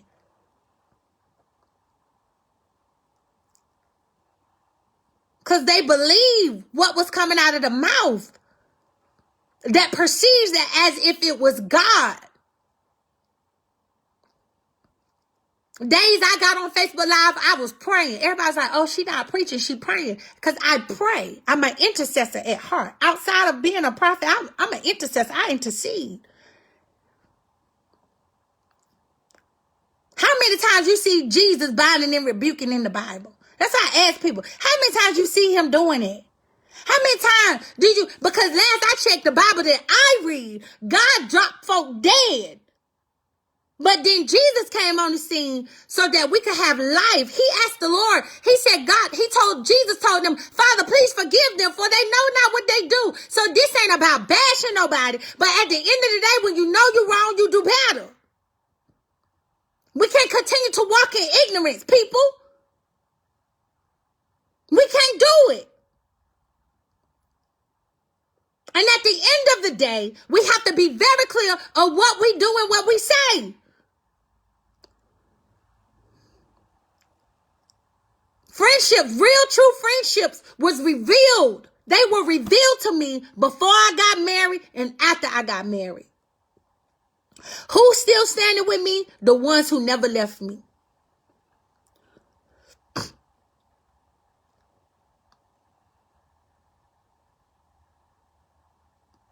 I'm trying to tell you something. People sleeping with pastors. You chose to sleep with that pastor. That's your decision that you made. Is he going to make you your wife and make you his wife? No. Because that's not what he desires to do. He desires to be a single pastor. But at the end of the day, he's still a man. People get the man and the titles, all that stuff. But again, I say this clearly. God had to check my heart on some things. That's why I say I see ministry. If you see my post 3 hours ago, 5 hours ago probably, I said my walk is set up differently now. I ain't scared of nobody. I'm not scared of nobody. I really am not. You got people can draw. I know I have the marketplace anointing. I draw people because I'm real and I'm honest. I don't have to lie to these folk. I don't have to lie to these people. People was driving back and forth from Dallas and in all different places. They was just driving. And they were just like, oh, wow, the power of God. Oh, and people was coming to me prophesying, y'all, I see that baby. And I wanted to say to some of these people, we not having sex, so I don't know why you seeing a baby. I started to become delusional about being pregnant. And I was like, this is crazy. You started wanting to be pregnant. You started having all these pregnancy symptoms and all kinds of stuff. And I was like, oh, hell no, I am not pregnant. This is crazy. He ain't even touching me. So how I'm pregnant? I'm not having periods and I had to go to the doctor. And my doctor talked to me. She said, well, Victoria, another reason why you're not having periods is because you're stressing. Your body is not functioning like it needs to be. So that's another reason. So it can bring false alarms. I had to really check myself. Lying to myself. I tell you, lying spirit. I was lying to myself and believing God. We up there going to Minnesota, going to minister to people, and our marriage was in shambles. In shambles. We was in the hotel room. He slept at one end of the bed, I slept at the other end of the bed. That's just what it was. I ain't got to lie. I ain't got to show no receipt. My life speaks for it. And I said, God, I need you to help me. Just help me. Because I ain't crossing over in 20. And he said it when I was driving home and I was talking to some leaders. And I said, I'm not crossing over in 2021 with this burden. Went and got a divorce attorney. I wasn't playing. Next day, bam. Filed them papers quick. When Holy Spirit said, get out, I better obey God. He didn't want me to go home because he knew my family was going to see I was hurting. The last time I was home in 2019, November, I wasn't going to come back. I said, the hell with it. The hell with it. You can't wrong your wife. You can't commit adultery. You can't do any of that stuff. You can't do it. If you gonna do it, don't get married. If you can't be faithful to one wife, don't get married. Stay single. Don't even date because you lonely. Because your tie behind is lonely and horny. Stay your behind in the house. Take yourself out to eat. Learn who you are. I'm in my self-discovering place. So this place that I'm in is self-discovering. It's like, oh God. And I've always been the type to be quiet and say, nah, no. And yes, ma'am, no, ma'am. Yes, sir, no, sir. And then it's like, oh, don't say nothing. Don't say nothing. But when my child come in it, when my child is involved, oh, I'm coming for you now. Because now you lying. Don't put your mouth on my child. You will never be able to take my child from me. Never, because I'm a fit mother. It won't nothing unfit about me. If anything was unfit, it's that's because I chose to make a foolish decision to get married and leave everything for a nigga. A whole gay nigga. And being gay. Lied to me. And I had to deal with the laughter. Don't come for my baby. Don't post on social media with my baby. Don't dare do it. Take your pictures down. Do what you gotta do. But don't ever, even you gay men that has slept with him and approached me at church, at services, and seen me in stores.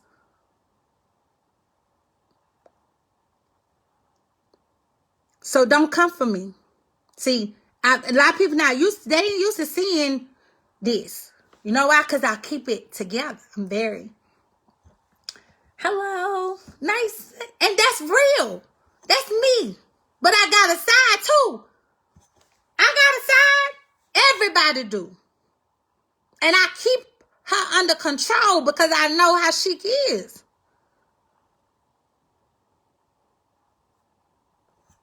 But y'all think this is for play. Like, you want to play with somebody, you going to play with my life or my child's. She's still going to be great. Greater than me. I'm still going to be greater as he that's within me.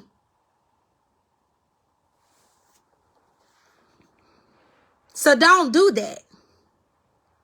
Nobody knows, again, I repeat, nobody knows what nobody go through. And that's why I say I mind the business that pays me.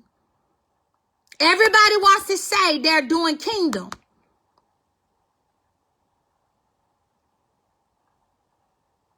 Everybody wants to say they're doing kingdom. But you constantly putting your mouth on people who doing kingdom.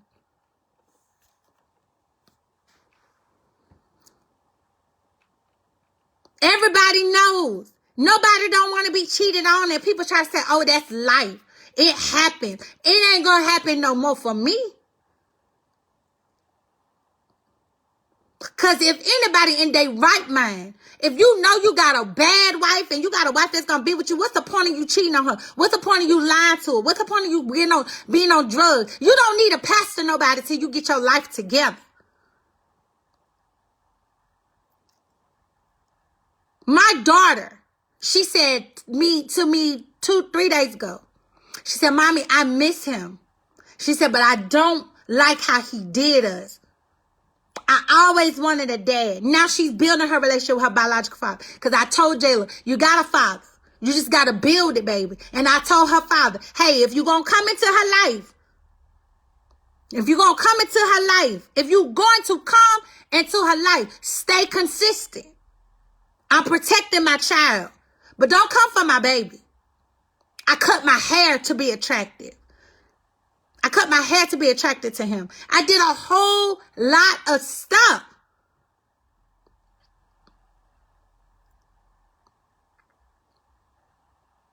Did a lot of stuff just for him to touch me. Didn't touch me. I did a lot of things. And Jayla had this image in her head. She kept saying, Mommy, Daddy, and Mommy, Daddy, and she said, Mommy, we're supposed to be a family. This is supposed to be a family. We're supposed to be a family. She said, Mommy, he was preaching this stuff, but he was living it. He was preaching against this stuff, but he was doing it. My daughter was like, it was plenty of nights she was up hearing things. And she was like, oh my gosh, Mommy, if you only knew. And the information that was told to me was affecting her mentally, where she told her therapist and she told her psychiatrist. So they said, this information we really need to share with you.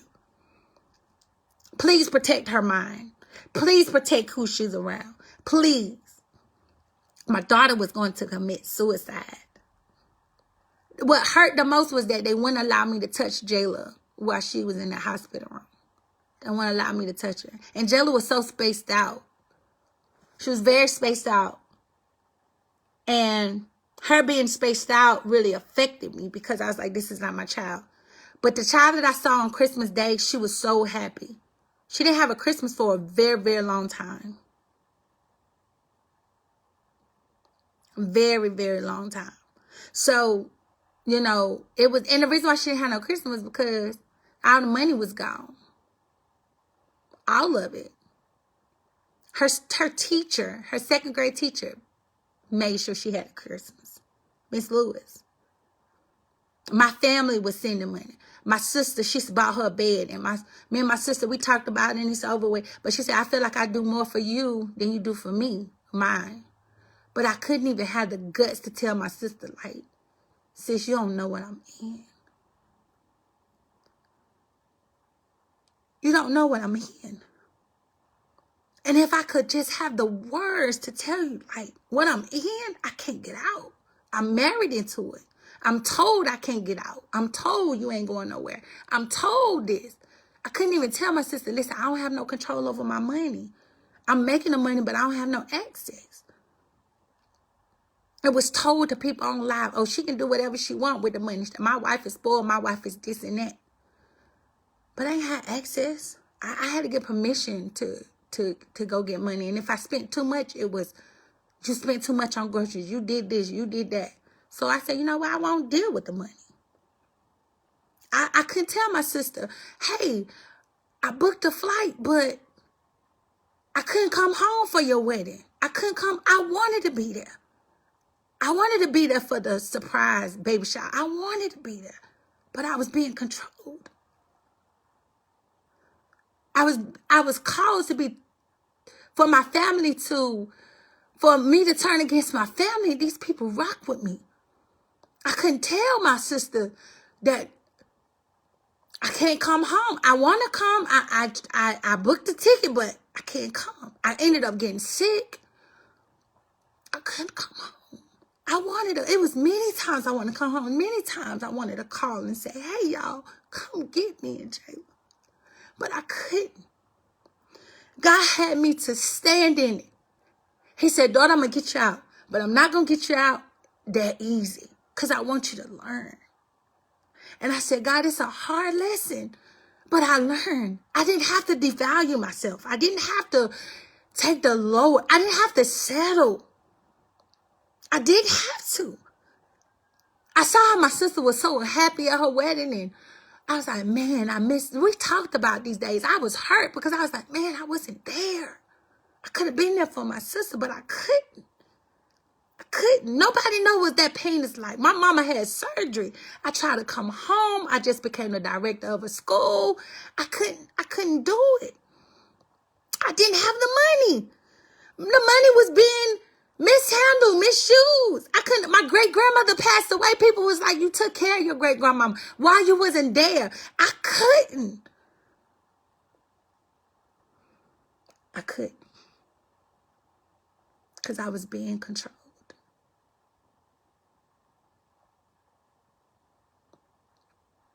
Everybody said, Victoria, you was bold, you was bubbly, you stood up for what was right.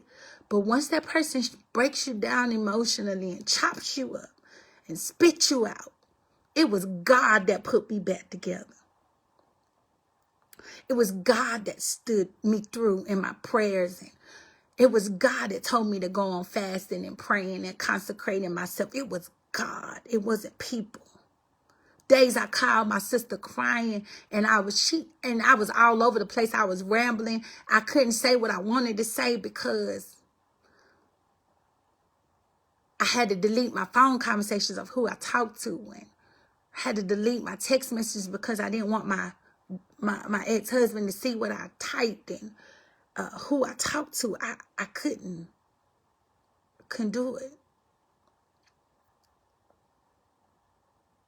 And my sister was like, never lose your voice. When I made that post a year ago, I made a post about losing yourself in a man. I was talking about me.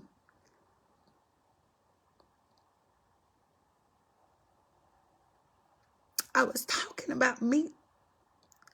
There was times when I wanted to call my overseer and say, overseer, can I just come? Can I just come stay with you and not come back? Can I just run and hide? And God said, no, can't run and hide.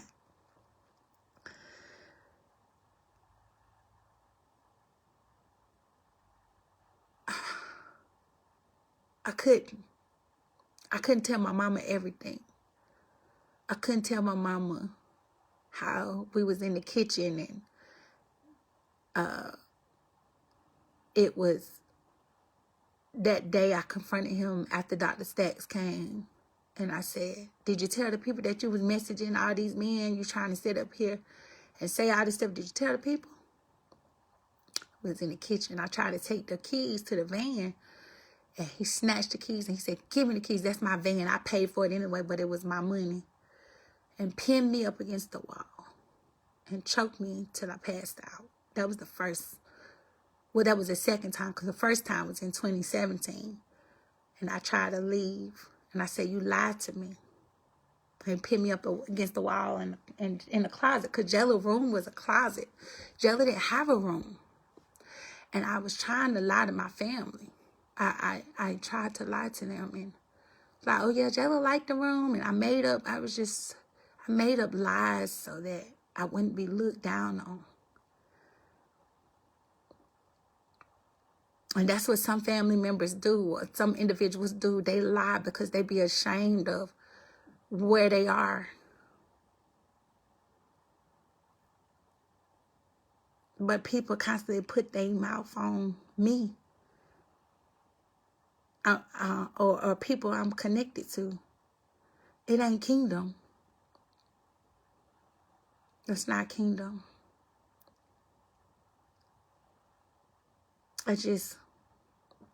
that spirit just tried to take the life out of me. And the bruises and my wrists, and I still got to wear it from time to time. But I'm free, y'all. Y'all don't understand. This very house that I was beat up in, I'm literally free. My daughter don't pee on the bed no more. My daughter was peeing on the bed. She's 9. My daughter kept peeing on herself. I said, why you keep peeing on herself? And then she finally told the truth and told what was going on, and she just stopped peeing on herself. The whole time while she was in North Carolina, she didn't pee on herself. But when she came back to Houston, she started back peeing on herself. And my sister was like, man, something's going on. What's happening? But Jayla was keeping a whole lot of stuff on the inside. And Jayla wasn't talking. And my daughter acts a lot like my sister. She really does. They birthdays a month apart, and they act just alike. And if my sister's mad at me, she doesn't say much. She's very short and distant. If she's good with me, she talks to me every day, texts me every day, even married or not. But she was like, Victoria, when you get married, you don't supposed to switch up. You don't supposed to change up on your friends. But I was that one that changed up on my friends, and I was married. It was because I changed up because I was in a controlling relationship. They felt like I loved my friends more than I loved them, or I loved my family more than I loved them. So I was trying to prove that I loved them too. That's what I did. And I was like just trying to make everybody happy. That's it. My mama happy. You know, I just try to make everybody happy, be proud of me. And so when I made my statement this week on my post on, I don't have to prove nothing. I don't have to show up or prove nothing to nobody but God. And make sure I'm present for my daughter. That's exactly what I said. And when I did that, I started feeling freedom break off of me then. Like I said, I didn't understand it all. You know, I wanted a baby so bad. I wanted a baby so bad. It's like now, I'm like, hey, the hell with it. My spiritual mom, she walked me through it. And I called her and I said, Mama, I said, people don't know my pain. Like, I still went to church praising God because I knew it was God that allowed me to still be here. I told my spiritual mom in Georgia, Mama Dones, many people was laughing, talking about Mama Dones was the truth. I said, she is. And my spiritual mom, that day I called her, she said, when you leave in Texas? I said, Mama, I can't leave. I can't leave right now. I got to stay. And she said, okay. I had to hear God. And there was another thing I had to understand, that I didn't have to prove to my family that I was a prophet. I didn't have to prove to my family who I was. I didn't have to prove anything. But I felt like I had to prove who I was. And I said, you know, I'm tired of trying to prove. I'm tired of keeping my mouth closed. I'm tired. You know, people was condemning me because I cussed. People was condemning me because, oh, you're a preacher. You're supposed to do this and that. And I'm like, listen. If I say hell, ass, it was just like, listen, I'm honest with myself. Keep praying for me. I've held in so much stuff. Held in a lot. At tables that I never thought I would, before great men. And I never thought I would ever be at these tables. I was reaching out and I said, where is the people? And I look, it wasn't that many. I got inboxes that people was praying for me. I got inboxes that, you know, we praying for you. People was coming, giving me information that I had no clue about.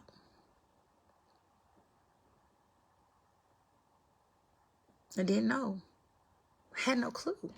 Some people thought I was in agreement. And my sister, she said, I'm glad you out there, shit. That's what she said.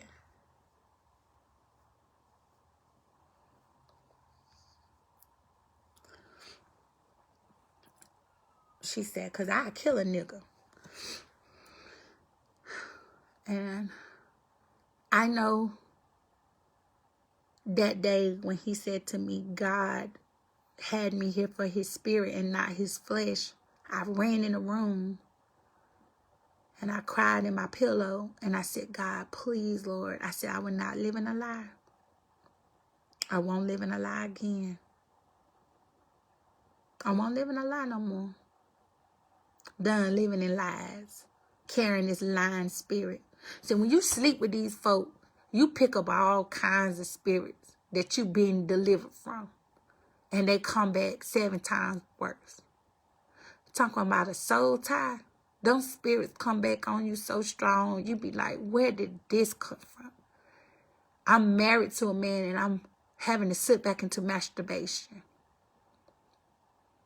to please myself. Because this man was not sleeping with me. And then told me, that's your fault that you masturbating.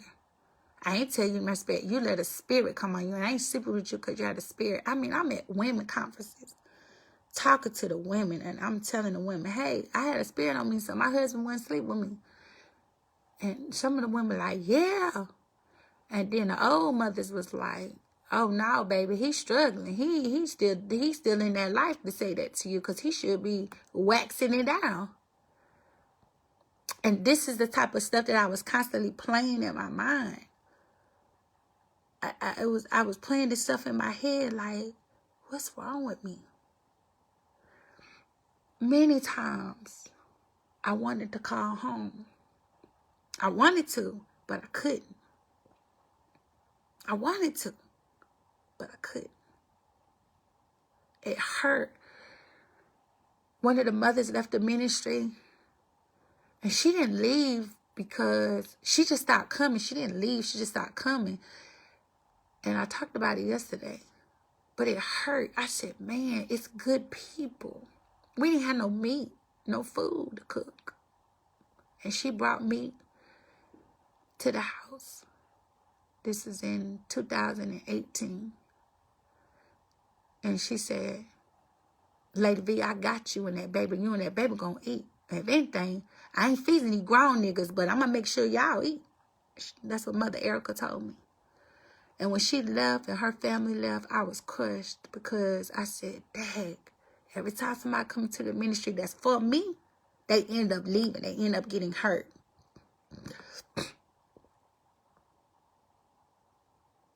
They ended up getting hurt, and I had to go back to these families and apologize to them because I was married to them. I took that fall. I took the blame. I took it.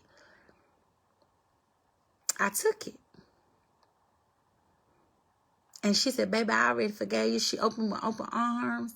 She loved on me. She said, Lady V, it wasn't you. She said, I just couldn't deal with that spirit because I wasn't going to allow that spirit to lie to me. A lot of my daughters, you know, just different things that was going on, different things that was being said. And I just was like, Mother, I'm sorry. So the things that he dealt with other people individually, I still took account for it because we was a unit. We was together.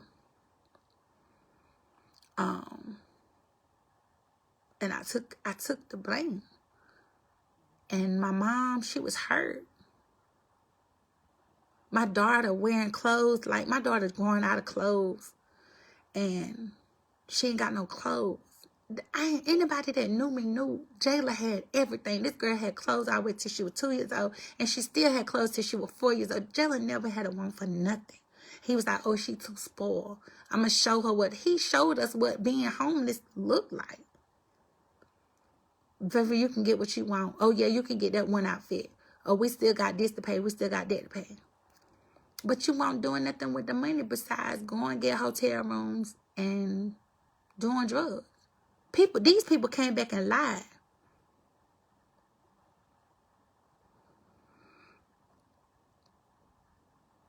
These people came back. I mean, but then you gonna lie on me and say you try to get it right with me? I left you. I didn't stay with you for better, for worse. People try to tell me, oh, you were supposed to stay for worse. Those vows. I can't let nobody say. I ain't letting nobody stay. I'm not staying with no man that's going to be beating on me. He's not going to be beating on me, choking me. He's not going to do it. I'm not staying in a marriage like that. I'm not. I got out. I know what it's like to be in that. To be putting your hands on and think it's okay. And then we go back to church. We went back to church the next Sunday like nothing happened. These two individuals, Pastor Colleen and that David, was in this house when they saw him put his hands on me and I passed out. We didn't call the police, but the next time I told him, I said, you put your hands on me again, I'm calling the police. And I did. I called the police. I called the police. And I took a stand. So I'm taking a stand for all you women who have been in domestic violence. And you still in it. Ain't got nothing to do with title. Ain't got nothing to do with Pastor Rob. But if he's very controlling, possessive, listen, get out. Because once it goes from verbal, it starts emotional first. Then it goes from emotional to verbal. Then from verbal, it goes to sexual abuse. And then it goes from sexual abuse to physical abuse. So it has its stages.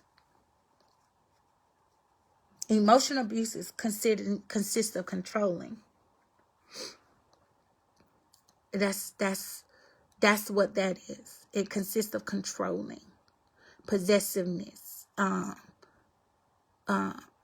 don't have a sense of independency. Talking against your family, downplaying your family, trying to make it seem like your family is the worst thing ever, or,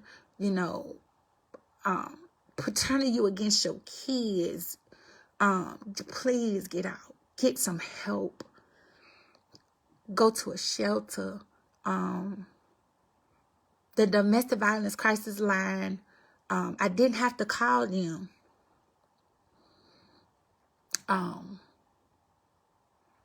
Because I immediately, my overseer walked me through it. And she helped me get through it. My Mama Dones helped me get me through it. And still walking with me. Didn't leave me hanging. I just felt like those who said they was my sisters, those was my brothers, those that really was there for us in the beginning, and then it was just like they just weeded out, they just faded out, and I didn't know why. But those who saw or heard, like reached out to me personally, made sure me and Jella was okay. Do you need anything? My girl Tia out in VA, she made sure Jella and I was good. My cousin Trail, my sister Princess, my mom, my grandma, my godmama Sid, the Thompsons out in PA, Alicia Faust,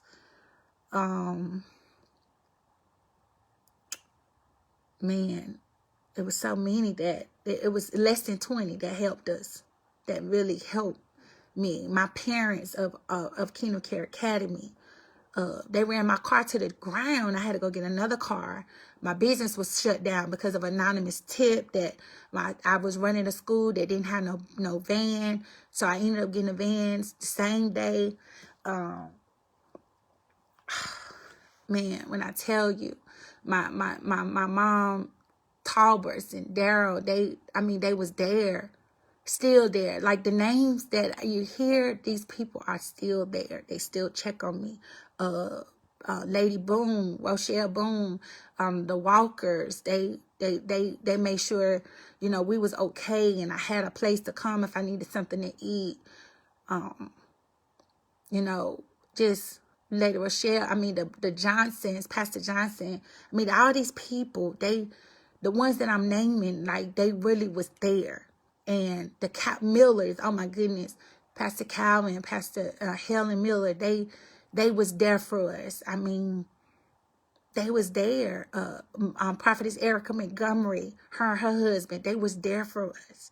I mean, the Deanna Burke, my life insurance agent, she was there. Like, everybody was there. Those who I'm calling, they was there. These names I'm calling, the Papa Troy and Lady Tammy, Tammy Ross, they was there. These people was there and consistent.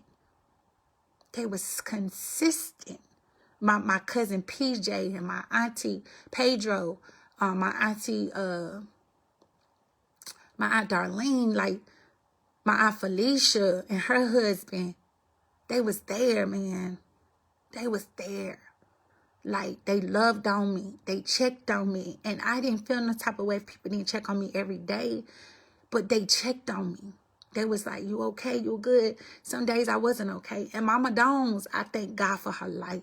That's why I told her, I bless her. I bless her life. I honor her life. Because she said, baby, it's okay for you to feel how you feel. Overseer Lynn said, it's okay. I understand you hurt.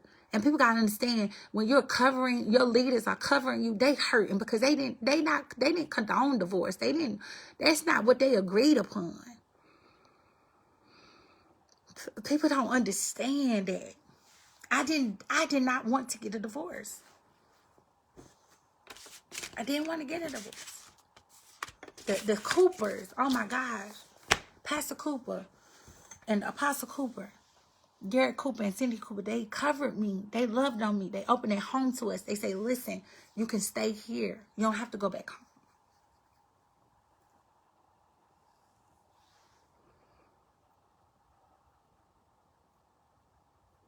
Mama Clara, I mean, it was just a lot of people. If I didn't mention our name, and I know you was there for me, Keisha, Cherry, I mean, I'm telling you, if I didn't mention your name, listen, I'm sorry. I'm not even reading no comments because my brother told me to take the comments off. You know, it's just different things. Like, it was just a lot. But I'm so free. It's so free. My author, my best friend, Tamika, she never walked away from me. When I was wrong, she would let me know when I was wrong.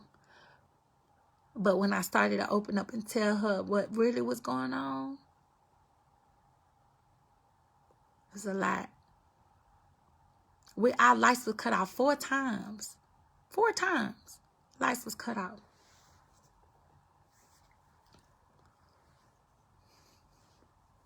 Had to keep switching light companies because he wouldn't pay the bill. Bill got up to $1,000. Unpaid light bill. My landlord said, oh, you didn't know the rent was $14,000 behind?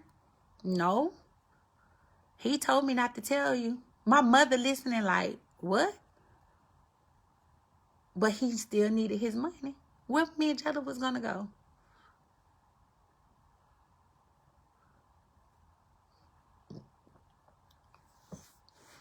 We could have went back to North Carolina, but I had a business. I had kids that I'm teaching and training and building them up to have a voice.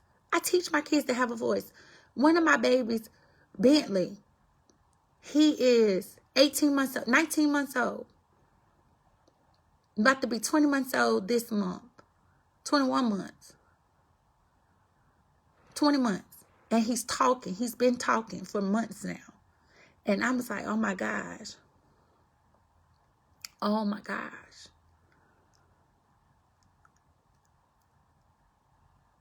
I love what I do. I have people say, no, don't say this, don't say that. But when you come for my child and you start trying to rebuke and check me and do all this stuff, I ain't gonna fly with this one. I ain't built like that. Because when you're wrong, you're wrong.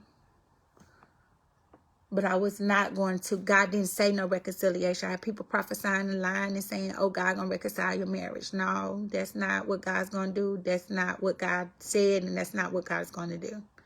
Nobody can prophesy to me. You can't prophesy to me about no house, no car, no. You can't prophesy to me about that stuff. You want to prophesy to me peace. Prophesy joy. Prophesy love. Prophesy the fruit of the Spirit. Prophesy Bible. And our landlord was amazing and still is. Even though he come with his threatening text messages sometimes. But I tell him, I said, you already know what you agreed upon in May, in July. You already know what you agreed upon. Don't come with that crazy stuff today. Because you money binge. They ain't got nothing to do with that.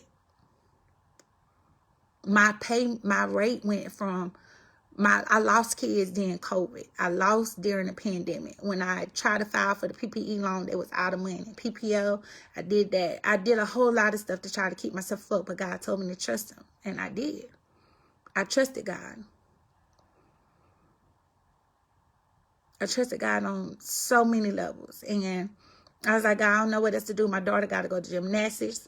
Then I was blessed where one of my friends, Bruce, he said, you know what? I would sponsor her. I had somebody else sponsor her 1 month and somebody else sponsor Jayla to go to gymnastics. And I was just like, God, I'm thanking you, God. And that's why I kept saying, God, I thank you. God made ways. My mama paid my car payment last month.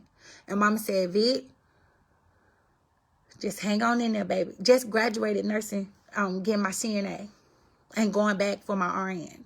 And I told my mama, I said, I'm going to keep going. I'm going to push no longer on mute. I'm going to push the book. I'm going to push my next book that's about to be dropped. I'm going to push it. I'm going to do what's never necessary. Come a grinder. I don't call big for nothing. Never have. I didn't have to do any of that. But I couldn't keep doing this and I couldn't keep doing stuff. And I couldn't keep doing it. Knowing goodness well that I was suffering. I couldn't help people and I was suffering. And I said, God, just give me another opportunity to do right. Give me another opportunity to do right by my folk, my family. You know, just give me another opportunity. And God said, yo, next opportunity is for Jayla. Do right by Jayla. Do right by her. Protect her emotions. Protect her heart. And that's my focus, is to protect Jayla. Everything else can happen later. Not even focus on that. Somebody, you know, people's like, oh, you're going to get married again and this, and that. It's like, listen, yeah, in God's timing. I'm not bitter, though. Not bitter at all. I refuse to deal with any foolishness. I'm sorry to all of you. Pastor Chelany, I'm sorry to you for what you went through in the ministry. I'm sorry, Mother Erica. I'm sorry. Those of you who was a part of the ministry, I'm sorry for what happened in the ministry and how things was mishandled in the ministry. You guys didn't have a voice when y'all did speak up. I repent to all of y'all that was a part of the ministry. I really do. And you guys saw the manipulation and control, but you guys didn't want to say anything to divide the marriage. What y'all did was y'all backed up. I apologize publicly to Prophetess Erica Montgomery, who stood in the gap. I publicly apologize to you. You and Pastor Brian Montgomery. Excuse me.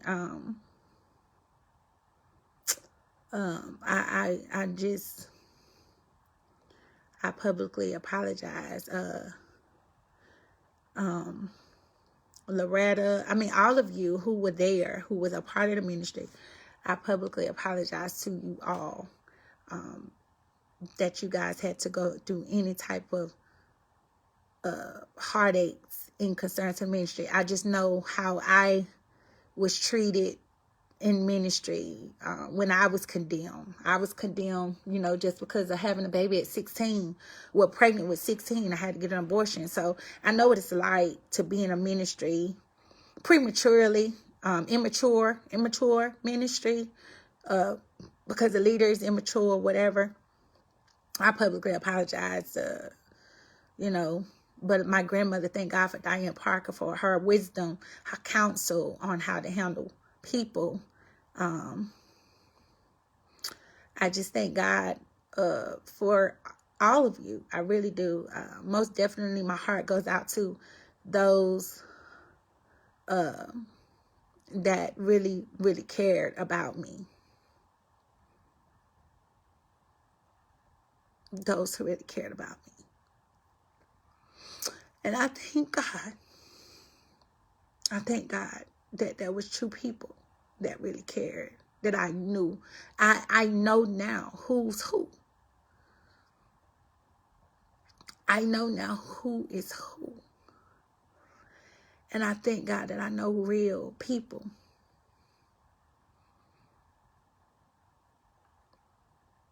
I drove to see Chelanie to Waco 3 hours and drove 3 hours back. I had my school open the next morning. And Chelanie just, all she could do was just look at me and just was like, she didn't even know, had no words, but she loved on me. She loved on me. So my family was so concerned because I didn't have no family here. They was like, you just need to pack you and Jayla and come home. My family is crazy about Jayla. Crazy. And about me too. But once I had that little girl, it's just like family just was just like, listen, we're going to be there for Jayla. But y'all don't. That's why I said y'all don't know. If you're going to be kingdom, be kingdom. Be kingdom. Be kingdom. And kingdom is being light. People saying God don't be exposing. God did a lot of exposing. He exposed their sin. He exposed their wrongdoing. He even exposed the things that they did publicly. Great reward. God does it all. But God sent messengers. He sent people to bring warning for destruction and get people's houses in order. I mean, he did it all. Again, I have nothing against the lifestyle of those who are in the homosexual lifestyle. Live your truth. That's your truth. That's your fact. I make that very clear. It's your truth. That's your fact. I still love you. I still love you. I'm genuine, very genuine. I mean, it doesn't affect me. All I can do is be a light.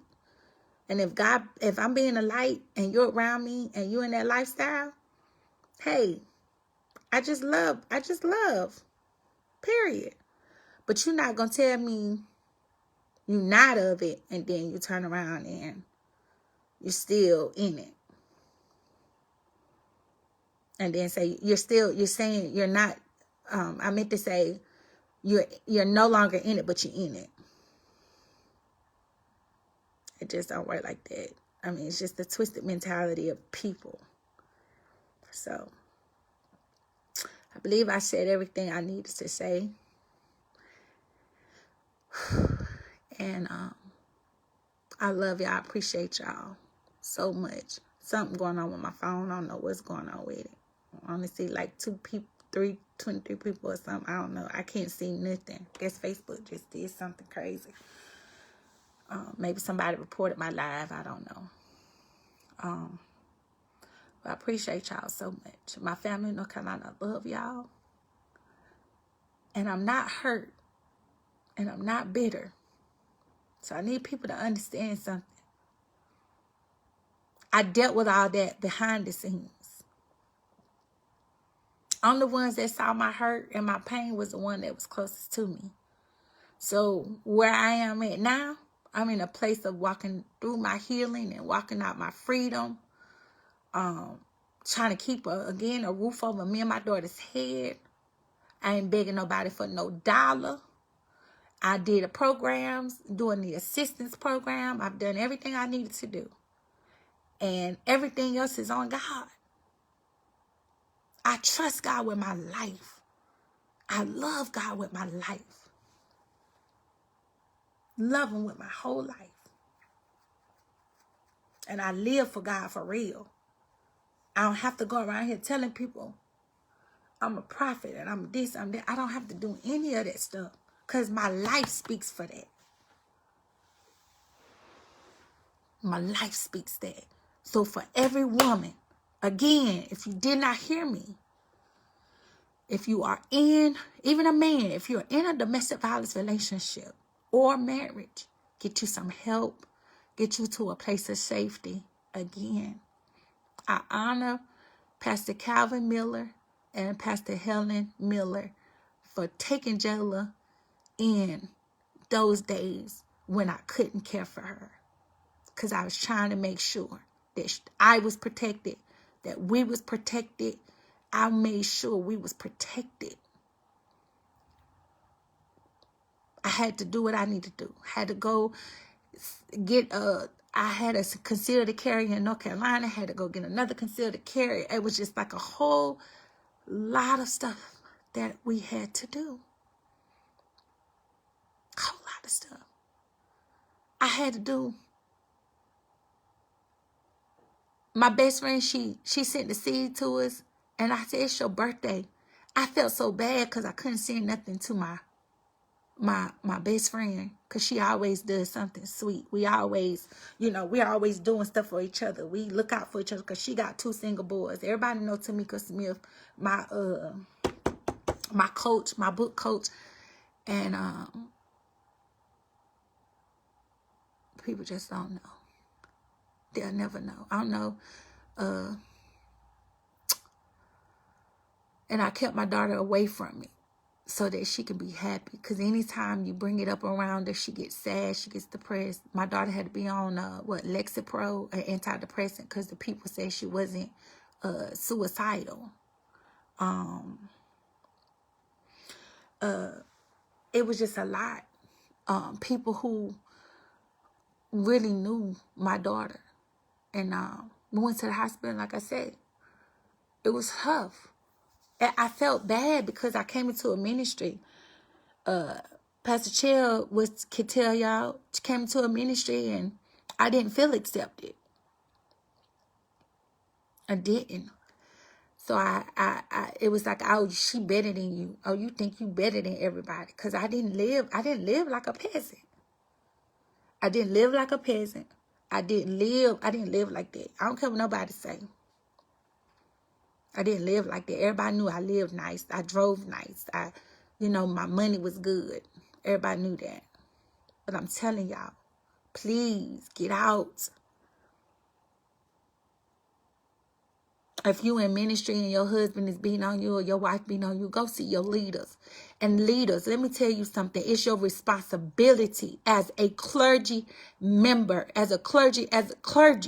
It's your responsibility to contact the police. Because if that person dies and you knew that they was in abuse in the state of Texas, if you are a clergy pastor, let me let y'all know this. If you're clergy, it's your responsibility to let authorities know, and it's your responsibility. If it's in a public place, you are to get a restraining order filed against that person, or a no trespassing order. That's what it is. A no trespassing order. So that person can protect. And I just dealt with a situation like this. Listen. I took in a family recently. This happened 2 weeks ago. And this man, the mom and the children, I had a daughter stay at my home last week. This happened 2 weeks ago. And I told the little girl, I said, you can stay here. The older sister, she got out of school. She said, well, Miss Victoria, can I help you? I said, yes. My daughter was coming home. She said, Mama, they daddy beating on them. They daddy molesting them. And I said, Jayla, I don't get involved in that stuff because they're going to put me in it. I said, Jayla, I don't mind the little girl coming over here playing. Then they seen the mama came up over here on a Tuesday. And she said, can she stay here because I'm leaving? The daughter came over here with no clothes, no shoes. She said, can she stay here? I said, yes, she can stay here. I said, but I'm going to tell you this. If he come anywhere near my daughter, he come anywhere near these kids, I'm calling the police. That's what I told her. I said, but he has to be in my vicinity. He has to be on my street for me to do anything. And when I tell you this, 2 days later, the man was at the bus stop waiting for the daughters to get off the bus. And Jayla ran home screaming. This happened just recently, last week. Screaming. Banging on the door. Mama, mama, mama, mama, please let me out. I'm like, what's going on? I'm getting ready to go pick up my kids after school. Jayla done dropped her books, her backpack, done dropped everything. And the man approached me. I said, you know what? I know what to do. Go right up there. I went and got Jayla's stuff. He said, ma'am, can I please talk to you? I just want to talk to my daughters. I said, I don't know you. I don't know what's going on with you. I'm coming to pick up my daughter's things. Anything you got to say, you need to stay at this street. Don't you come to my house. Went across the street, told my neighbors, Miss Danielle and them, I told them what was going on. Told Miss Diddy what was going on. And they said, don't worry about Miss Victoria. We got it. Because my whole street loaded. Whole street. So, immediately, I talked to the mama. The mama said, why you call the police? And this is what I said. You got these kids in this, and you think it's a game. I ain't filing no papers against him. That's dumb. Don't you ever say that. Those papers gonna get me killed. It killed my mama. Listen, I don't care who it killed. Not in that sense, but you got to protect your kids. If this man is beating on you and your kids and molesting your kids, whatever he's doing, you need to take protection. And put a protective order against this man so he won't come near you, and let the police handle it. Don't try to work it out yourself and I'm going to just up and leave, because that's what my last ex-husband did. Listen, get some help. Please. Go get help. I don't care. Drugs, no drugs. Get your kids out. Get them out. Go. The church will open up their doors and let you stay in a back room somewhere till you get it right. But don't go back to your abuser. If you never file protection order or file assault charges, you're going to go back to your abuser. And some people say, well, no, if you still talking to your abuser, you condone domestic violence. Well, he changed, he don't be nobody no more. Okay, he may have. And some people can change. I'm not taking it away. But if they still dealing with the same stuff and they still beat on you like that, they still doing this stuff, listen, get out. It did get worse every time you go back. When he put his hands on me the first time, it jacked me up in the closet. I was supposed to go back to North Carolina. I didn't need to stay here. I was supposed to pack my car up and drive back. File the protection order, file for the divorce, and go back. I was only married for 2 months. 2017. So if I went through it, then I'm telling y'all, get out of it. It's real. Domestic violence is real. My best friend, she almost lost her life because she had to take her kids in the middle of the night and go live in a shelter. Tamika did. And when you get an abuser, you have to leave that. You have to leave it alone. You can't play with your life like that. You got kids. And this woman had a nerve to text me. You caused me the CPS is calling and threatening to take my kids. I have nothing to do with that. Your kids aren't safe with you because you choosing to still stay with this man who is beating on you. You cannot get mad at somebody when they say, I'm calling Child Protective Services because you're not a parent who protecting your child. And they will put your child in a foster home. If you can't take care of your kid and you choosing to love this man, listen, drop your kids off to somebody who's going to love on them and sign over your rights. No, you're not coming back and get these kids. No. Pastor Chalany did that. She said, listen, you're not a fit mother right now. I would take your kids and do what I need to do with your kids because you're not fit. And it's nothing wrong with you telling your girlfriend, listen, girl, let me take your kids. Because you blinded. That's witchcraft. They in control. So they being Jezebel. They being controlled by this spirit. They being controlled by it. And then take them kids. Or call the police. They getting beat over there. You need to get some help. So what I did was I called 911. And I got me some help. Protection. Because I was like, this is crazy. I know this man is crazy. I done seen it before my eyes and I kept making up lies in my head that this man is crazy. And this woman told me, you wrong for calling the police. They threatened to take my kids. I'm going back. Well, I don't care what you do. But I know one thing. Your child nor you are welcome to my home. Because we just got out of a situation like that. And I don't bring that type of stuff around my child nor me. I don't play them kind of games with no. I'm a good mother. A darn good one. And I'm daggone that listen to what I'm saying, that I bring that around my daughter again. I done it one time. Then doing it again. Number 2. Oh, no. Nope. So, I say this to you. Call the domestic violence hotline. Let me get this number. And I'm off of here. Because I got a great day to run my school tomorrow.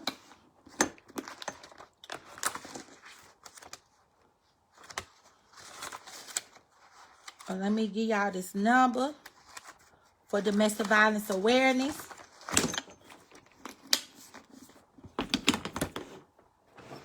Matter of fact, on my black thing.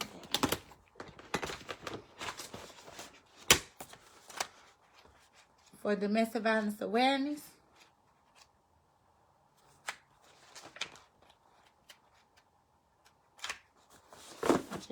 I had my paper. I took them out. Black, where my black? Oh, there it is. Whoever is on here, because I can take the comments off, because I'm getting ready to go and finish out my day. But those of you who need the 1-800 number for domestic violence, and everything that I'm saying to you is no lie, it's all public record. So to all those haters out there,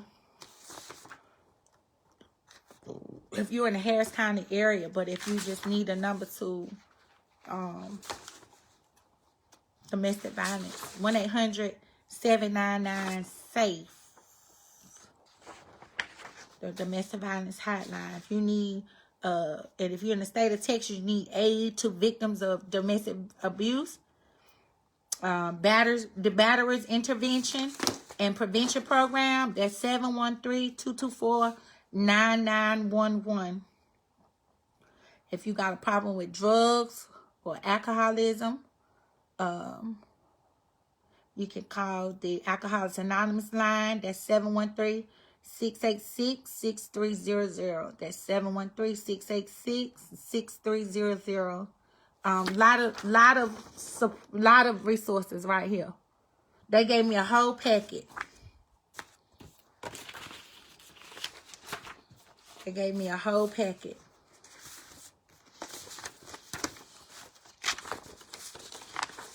The case is still pending for my ex-husband. They continued the case for February. It's supposed to be in November, but they continued it. The assault case, impeding breath. It's a felony in the state of Texas. That was the charge. It was public. You got to get delivered. People got to get free. I had to fill out all that paperwork, fax it in, send it in, all that stuff. at the end of the day, they moving real slow on a lot of things. Oh, now I can see y'all comments. I guess something done did something. But I believe I'm okay. I thank the Trouble Movement for honoring me, for making a difference. I really appreciate y'all. Thank y'all so much. I done took my exit. I'm moving forward. And now I hear everything God tells me to do. So any words of wisdom on tonight? I pray on tonight that God, that you heard something with an ear. When you see here, you take the H off in his ear.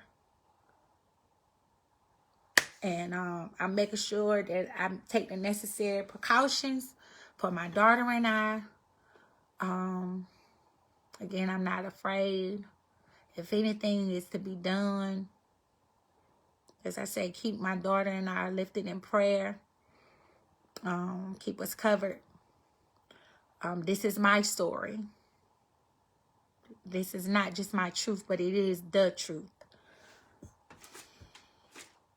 I will no longer be silent and stand for a lot of things that has been done.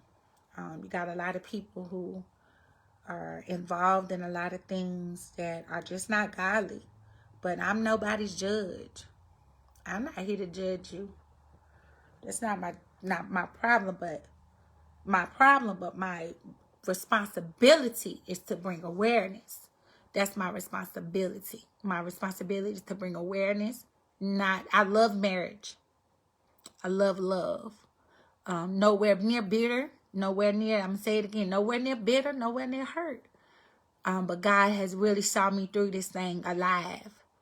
To lose my vocals, to lose to my insides of my vocals was bleeding, throat was swollen, all that stuff. To have bruises all over my body was really crazy. It was I never thought I would experience that. I mean, I heard the horror stories of first ladies going through it. Not all first ladies are going through it. Not all first ladies are going through that type of stuff. But I will say this: pray for the first ladies. Pray for them. Because they carry a lot of weight. They deal with a lot of emotions. They have to deal with the weight of husband traveling out of the country, out of state, go through those lonely periods. But if they're a solid husband and wife, they will constantly stay in communication. The wife is traveling with the wife. The wife is traveling with the husband's traveling with the wife, vice versa. Sometimes they can't always be together because they still got to take care of their home front. And not everybody is looking for your tithes and offerings to cover their home. You just got to be able to have an ear to hear and know if they have the Spirit of God, and you have to have discernment in this hour. And you have to make sure that you really know whose you are and who's your identity. Who you are, and know your identity. If you're dealing with any type of identity crisis and you are in a marriage, you really need to get some type of professional help. I tell anybody, there's nothing wrong with therapy and Jesus too. You need help. It's a lot of mental illness going on in the church. Specifically, it's because people saying they praying, they fasting, they doing all kinds of stuff. But you really need to get some help. Jayla and I are still getting therapy because we need it. We've been traumatized. We've been through a lot of trauma. And way before this marriage, I was traumatized, just a lot. It was just a lot. This ain't even the whole story. This is just, y'all just getting half. And I know you're like, y'all, that's more? Yeah, it's more. But that don't even need to be said. I believe I said what the Lord wanted me to say. And if you are in the homosexual lifestyle and you are married, and your wife does not know, leave her alone and get you some help. Get you some help. And you got some women that will stand. Say, yeah, I know he dealt with it. I love him. And I did. I was one of those women that knew, and I stood. Even with the social apps and stuff, I stood. But until it's time to go. So, I love y'all. Be blessed. I guess I'll go back and read the comments because I don't know what happened to the comments. Bro told me to swipe the comments. When I try to come back, I only see like Tamika watching. I can only see like my friends watching. Like Mother Erica, Lady Suzette. It's saying watching, but it's not showing comments. It's just saying like I'm watching. I don't know. I ain't even worrying about it. I'm not deleting this live. I'm keeping it up. So do not inbox me about deleting my lives. Okay. Yeah. It's emotional for me right now because I said no, I won't do nothing like that. I would never get on social media. I would never do that, you know. I just say, I beat around the bush and I say certain things, but ain't nobody really gonna know, you know, what's going on. It's just, people just gotta know what they know. If they in my inner circle, my close circle. But the Holy Ghost had to let me know what's going on is not kingdom.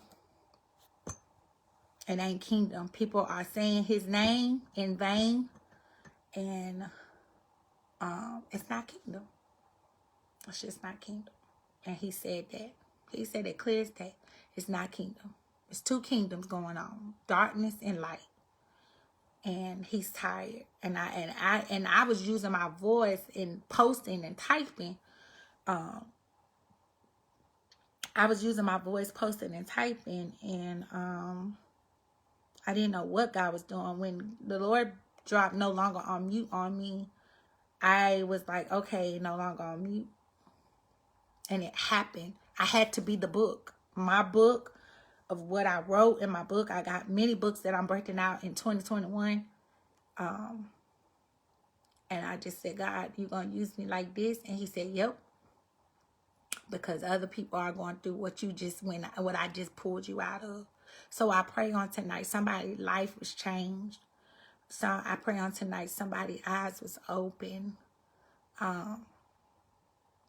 I haven't really had the spirit to pray for others because I was praying for myself. I was praying for my daughter. When people was inboxing me, that was tiring too. People was inboxing me saying, woman of God, what the Lord is saying. I started blocking people. It was like nobody would pimp my gift. I was tired of lying leaders. We're here for you. We love you. I never looked for a platform. I've always had a following. I always had a platform that wasn't something. God put me here. You know, I didn't make my name. God made my name. My mother birthed me my name. So I didn't understand my name. But I understand that I'm very victorious. But I will not be addressing all this dumb stuff that people was inboxing me. I will not be addressing that. If you got receipts, people already had told me, and I already spoke to Larry Reed. You know, I've known Larry Reed since I was a little girl, since I was 19, and I was going to Pastor Tyler's church. And I was just like, listen, I already know how Larry Reed rolled. I already know. So, you know, when they was like, oh, he got the receipts, I was like, oh, okay. Cool. And I got over the shame and embarrassment. I was very ashamed, very embarrassed. I thank God for Lady Beverly. I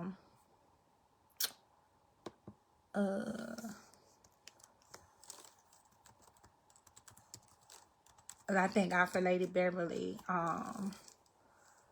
Definitely, because she was praying me through, and I was reaching out to prominent prophets and pastors that I knew who had a praying life, and I just was reaching out and inboxing those. I was like, listen, can you please pray for me? And some head dropped down, and they, you know, some prayed, some had a prophetic word. It was just different stuff. So I just was like, God, I just don't understand. I was like, where's the church? Like, where is the church? These people, they're liars. I was like, they're all liars. Everybody say, oh, I felt you in my spirit. When? When did you feel me in your spirit? When was you praying for me? When? Because when I really need you to pray for me, when I really needed you, like, where were you? And that's when God was like, well, you wasn't talking. I gave you a mouth to speak. You wasn't talking. And that was because I was covered. Love covers a multitude of sin.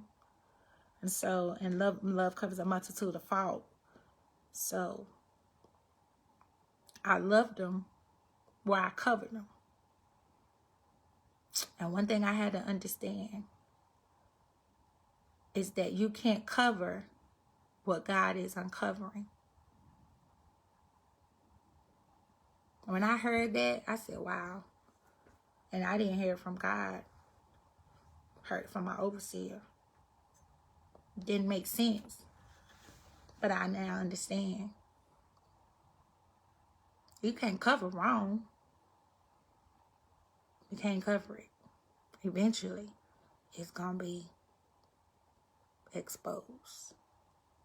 So those of you who are dealing with spirit of lying, spirit of perversion,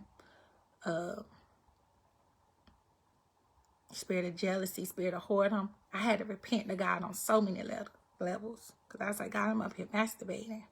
And I feel so bad. I mean, I got to get this off of me. Like, God, I'm going to do this and you're going to have to forgive me later because I'm in my marriage and feeling like this. I'm out of my marriage. I'm feeling like this. But I had people really praying for me. You can't cover what God is uncovering. That's just what it is. You can't cover wrong. That's what's happening. A lot of people are covering wrong. Everybody say they're your sister. I found out people that weren't my sisters. I didn't do the gossiping thing. I didn't do that. Because that wasn't how I rolled. That just wasn't how I did things. If I talked to my sister, I talked to my sister, and I was talking about myself. When I was wrong, I was wrong. And that's what I want y'all leaders to understand. Y'all human. Y'all are human. Y'all are human. Everybody was like, oh, what happened to Sophia Ruppin? What happened? What happened? Nothing happened. It's just that the conference didn't happen. That's just what it is. I didn't take nobody money because ain't nobody sold but two people sold. And those two people, one person, she got her money back. And the other person said, listen, I'm good. Bless you and your daughter. That was Pastor T, Lady T, as a vendor. And nobody else sold in that conference. So those people that said my name was tagged on a post, if you owe money, please see Victoria Nicole Hooks at that time, or Washington at the time. I was like, I don't know why y'all contacted me because it wasn't no money. Nobody didn't invest or sow into it. Wasn't nobody coming to no conference during no pandemic. Wasn't nobody coming. Just that's what it was. But before the title, and leaders, we got to understand something. Before the title, you are somebody's husband, you're somebody's wife, you're somebody's mother, you're somebody's father. Your child don't care nothing about your title. We force our kids to go to church. That's why I tell now Jayla, I don't force her to go to church because I know she has a relationship with God. But we go because we give God thanks. We go because we love God. We know what he's done for us. And I told Jayla, don't ever forget that. What God done for us. This is what God's done for us. He saved us. He helped, he saved mommy. So we're going to church. I say we're going today. If I say we're not going, we're going to put on some worship music and she going to praise dance through this house. I'm going to be praying, speaking in tongues and thanking God and clapping my hands because that's how we have been worshiping. So those of you who have been trying to see where I'm at and know what church I'm at, I'm a part of the kingdom. And I know who holds me accountable. I have leaders who hold me accountable. So I'm not out here just loose. No. So they're constantly encouraging me. The reason why I closed my calendar for 2020 to heal. My calendar is still closed. So I'm not sorry for turning down preaching engagements for New Year's Eve. Because most people the one that was inviting me was just trying to hear. Because most people preach their pain in the pulpit. I wasn't going to be bleeding on people. I wasn't going to be infecting people. So before I infect anybody, before I do anything, understand this. I'm going to do something right. I'm going to do it right. I ain't going to do that. Many people know my heart. Some people, I ain't going to say many, some.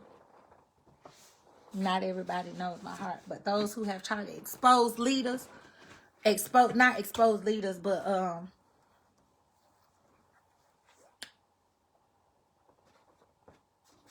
expose leaders. You ask me what's perversion.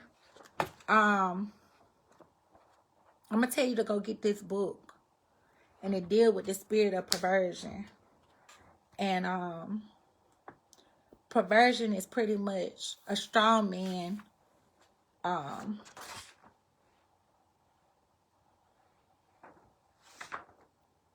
to where it basically,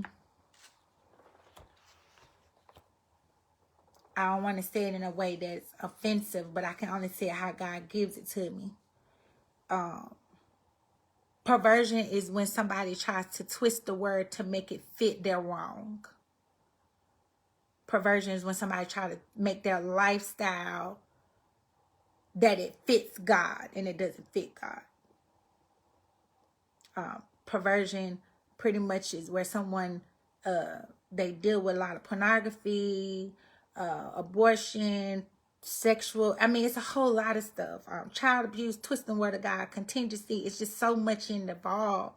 I could do a whole teaching on perversion. And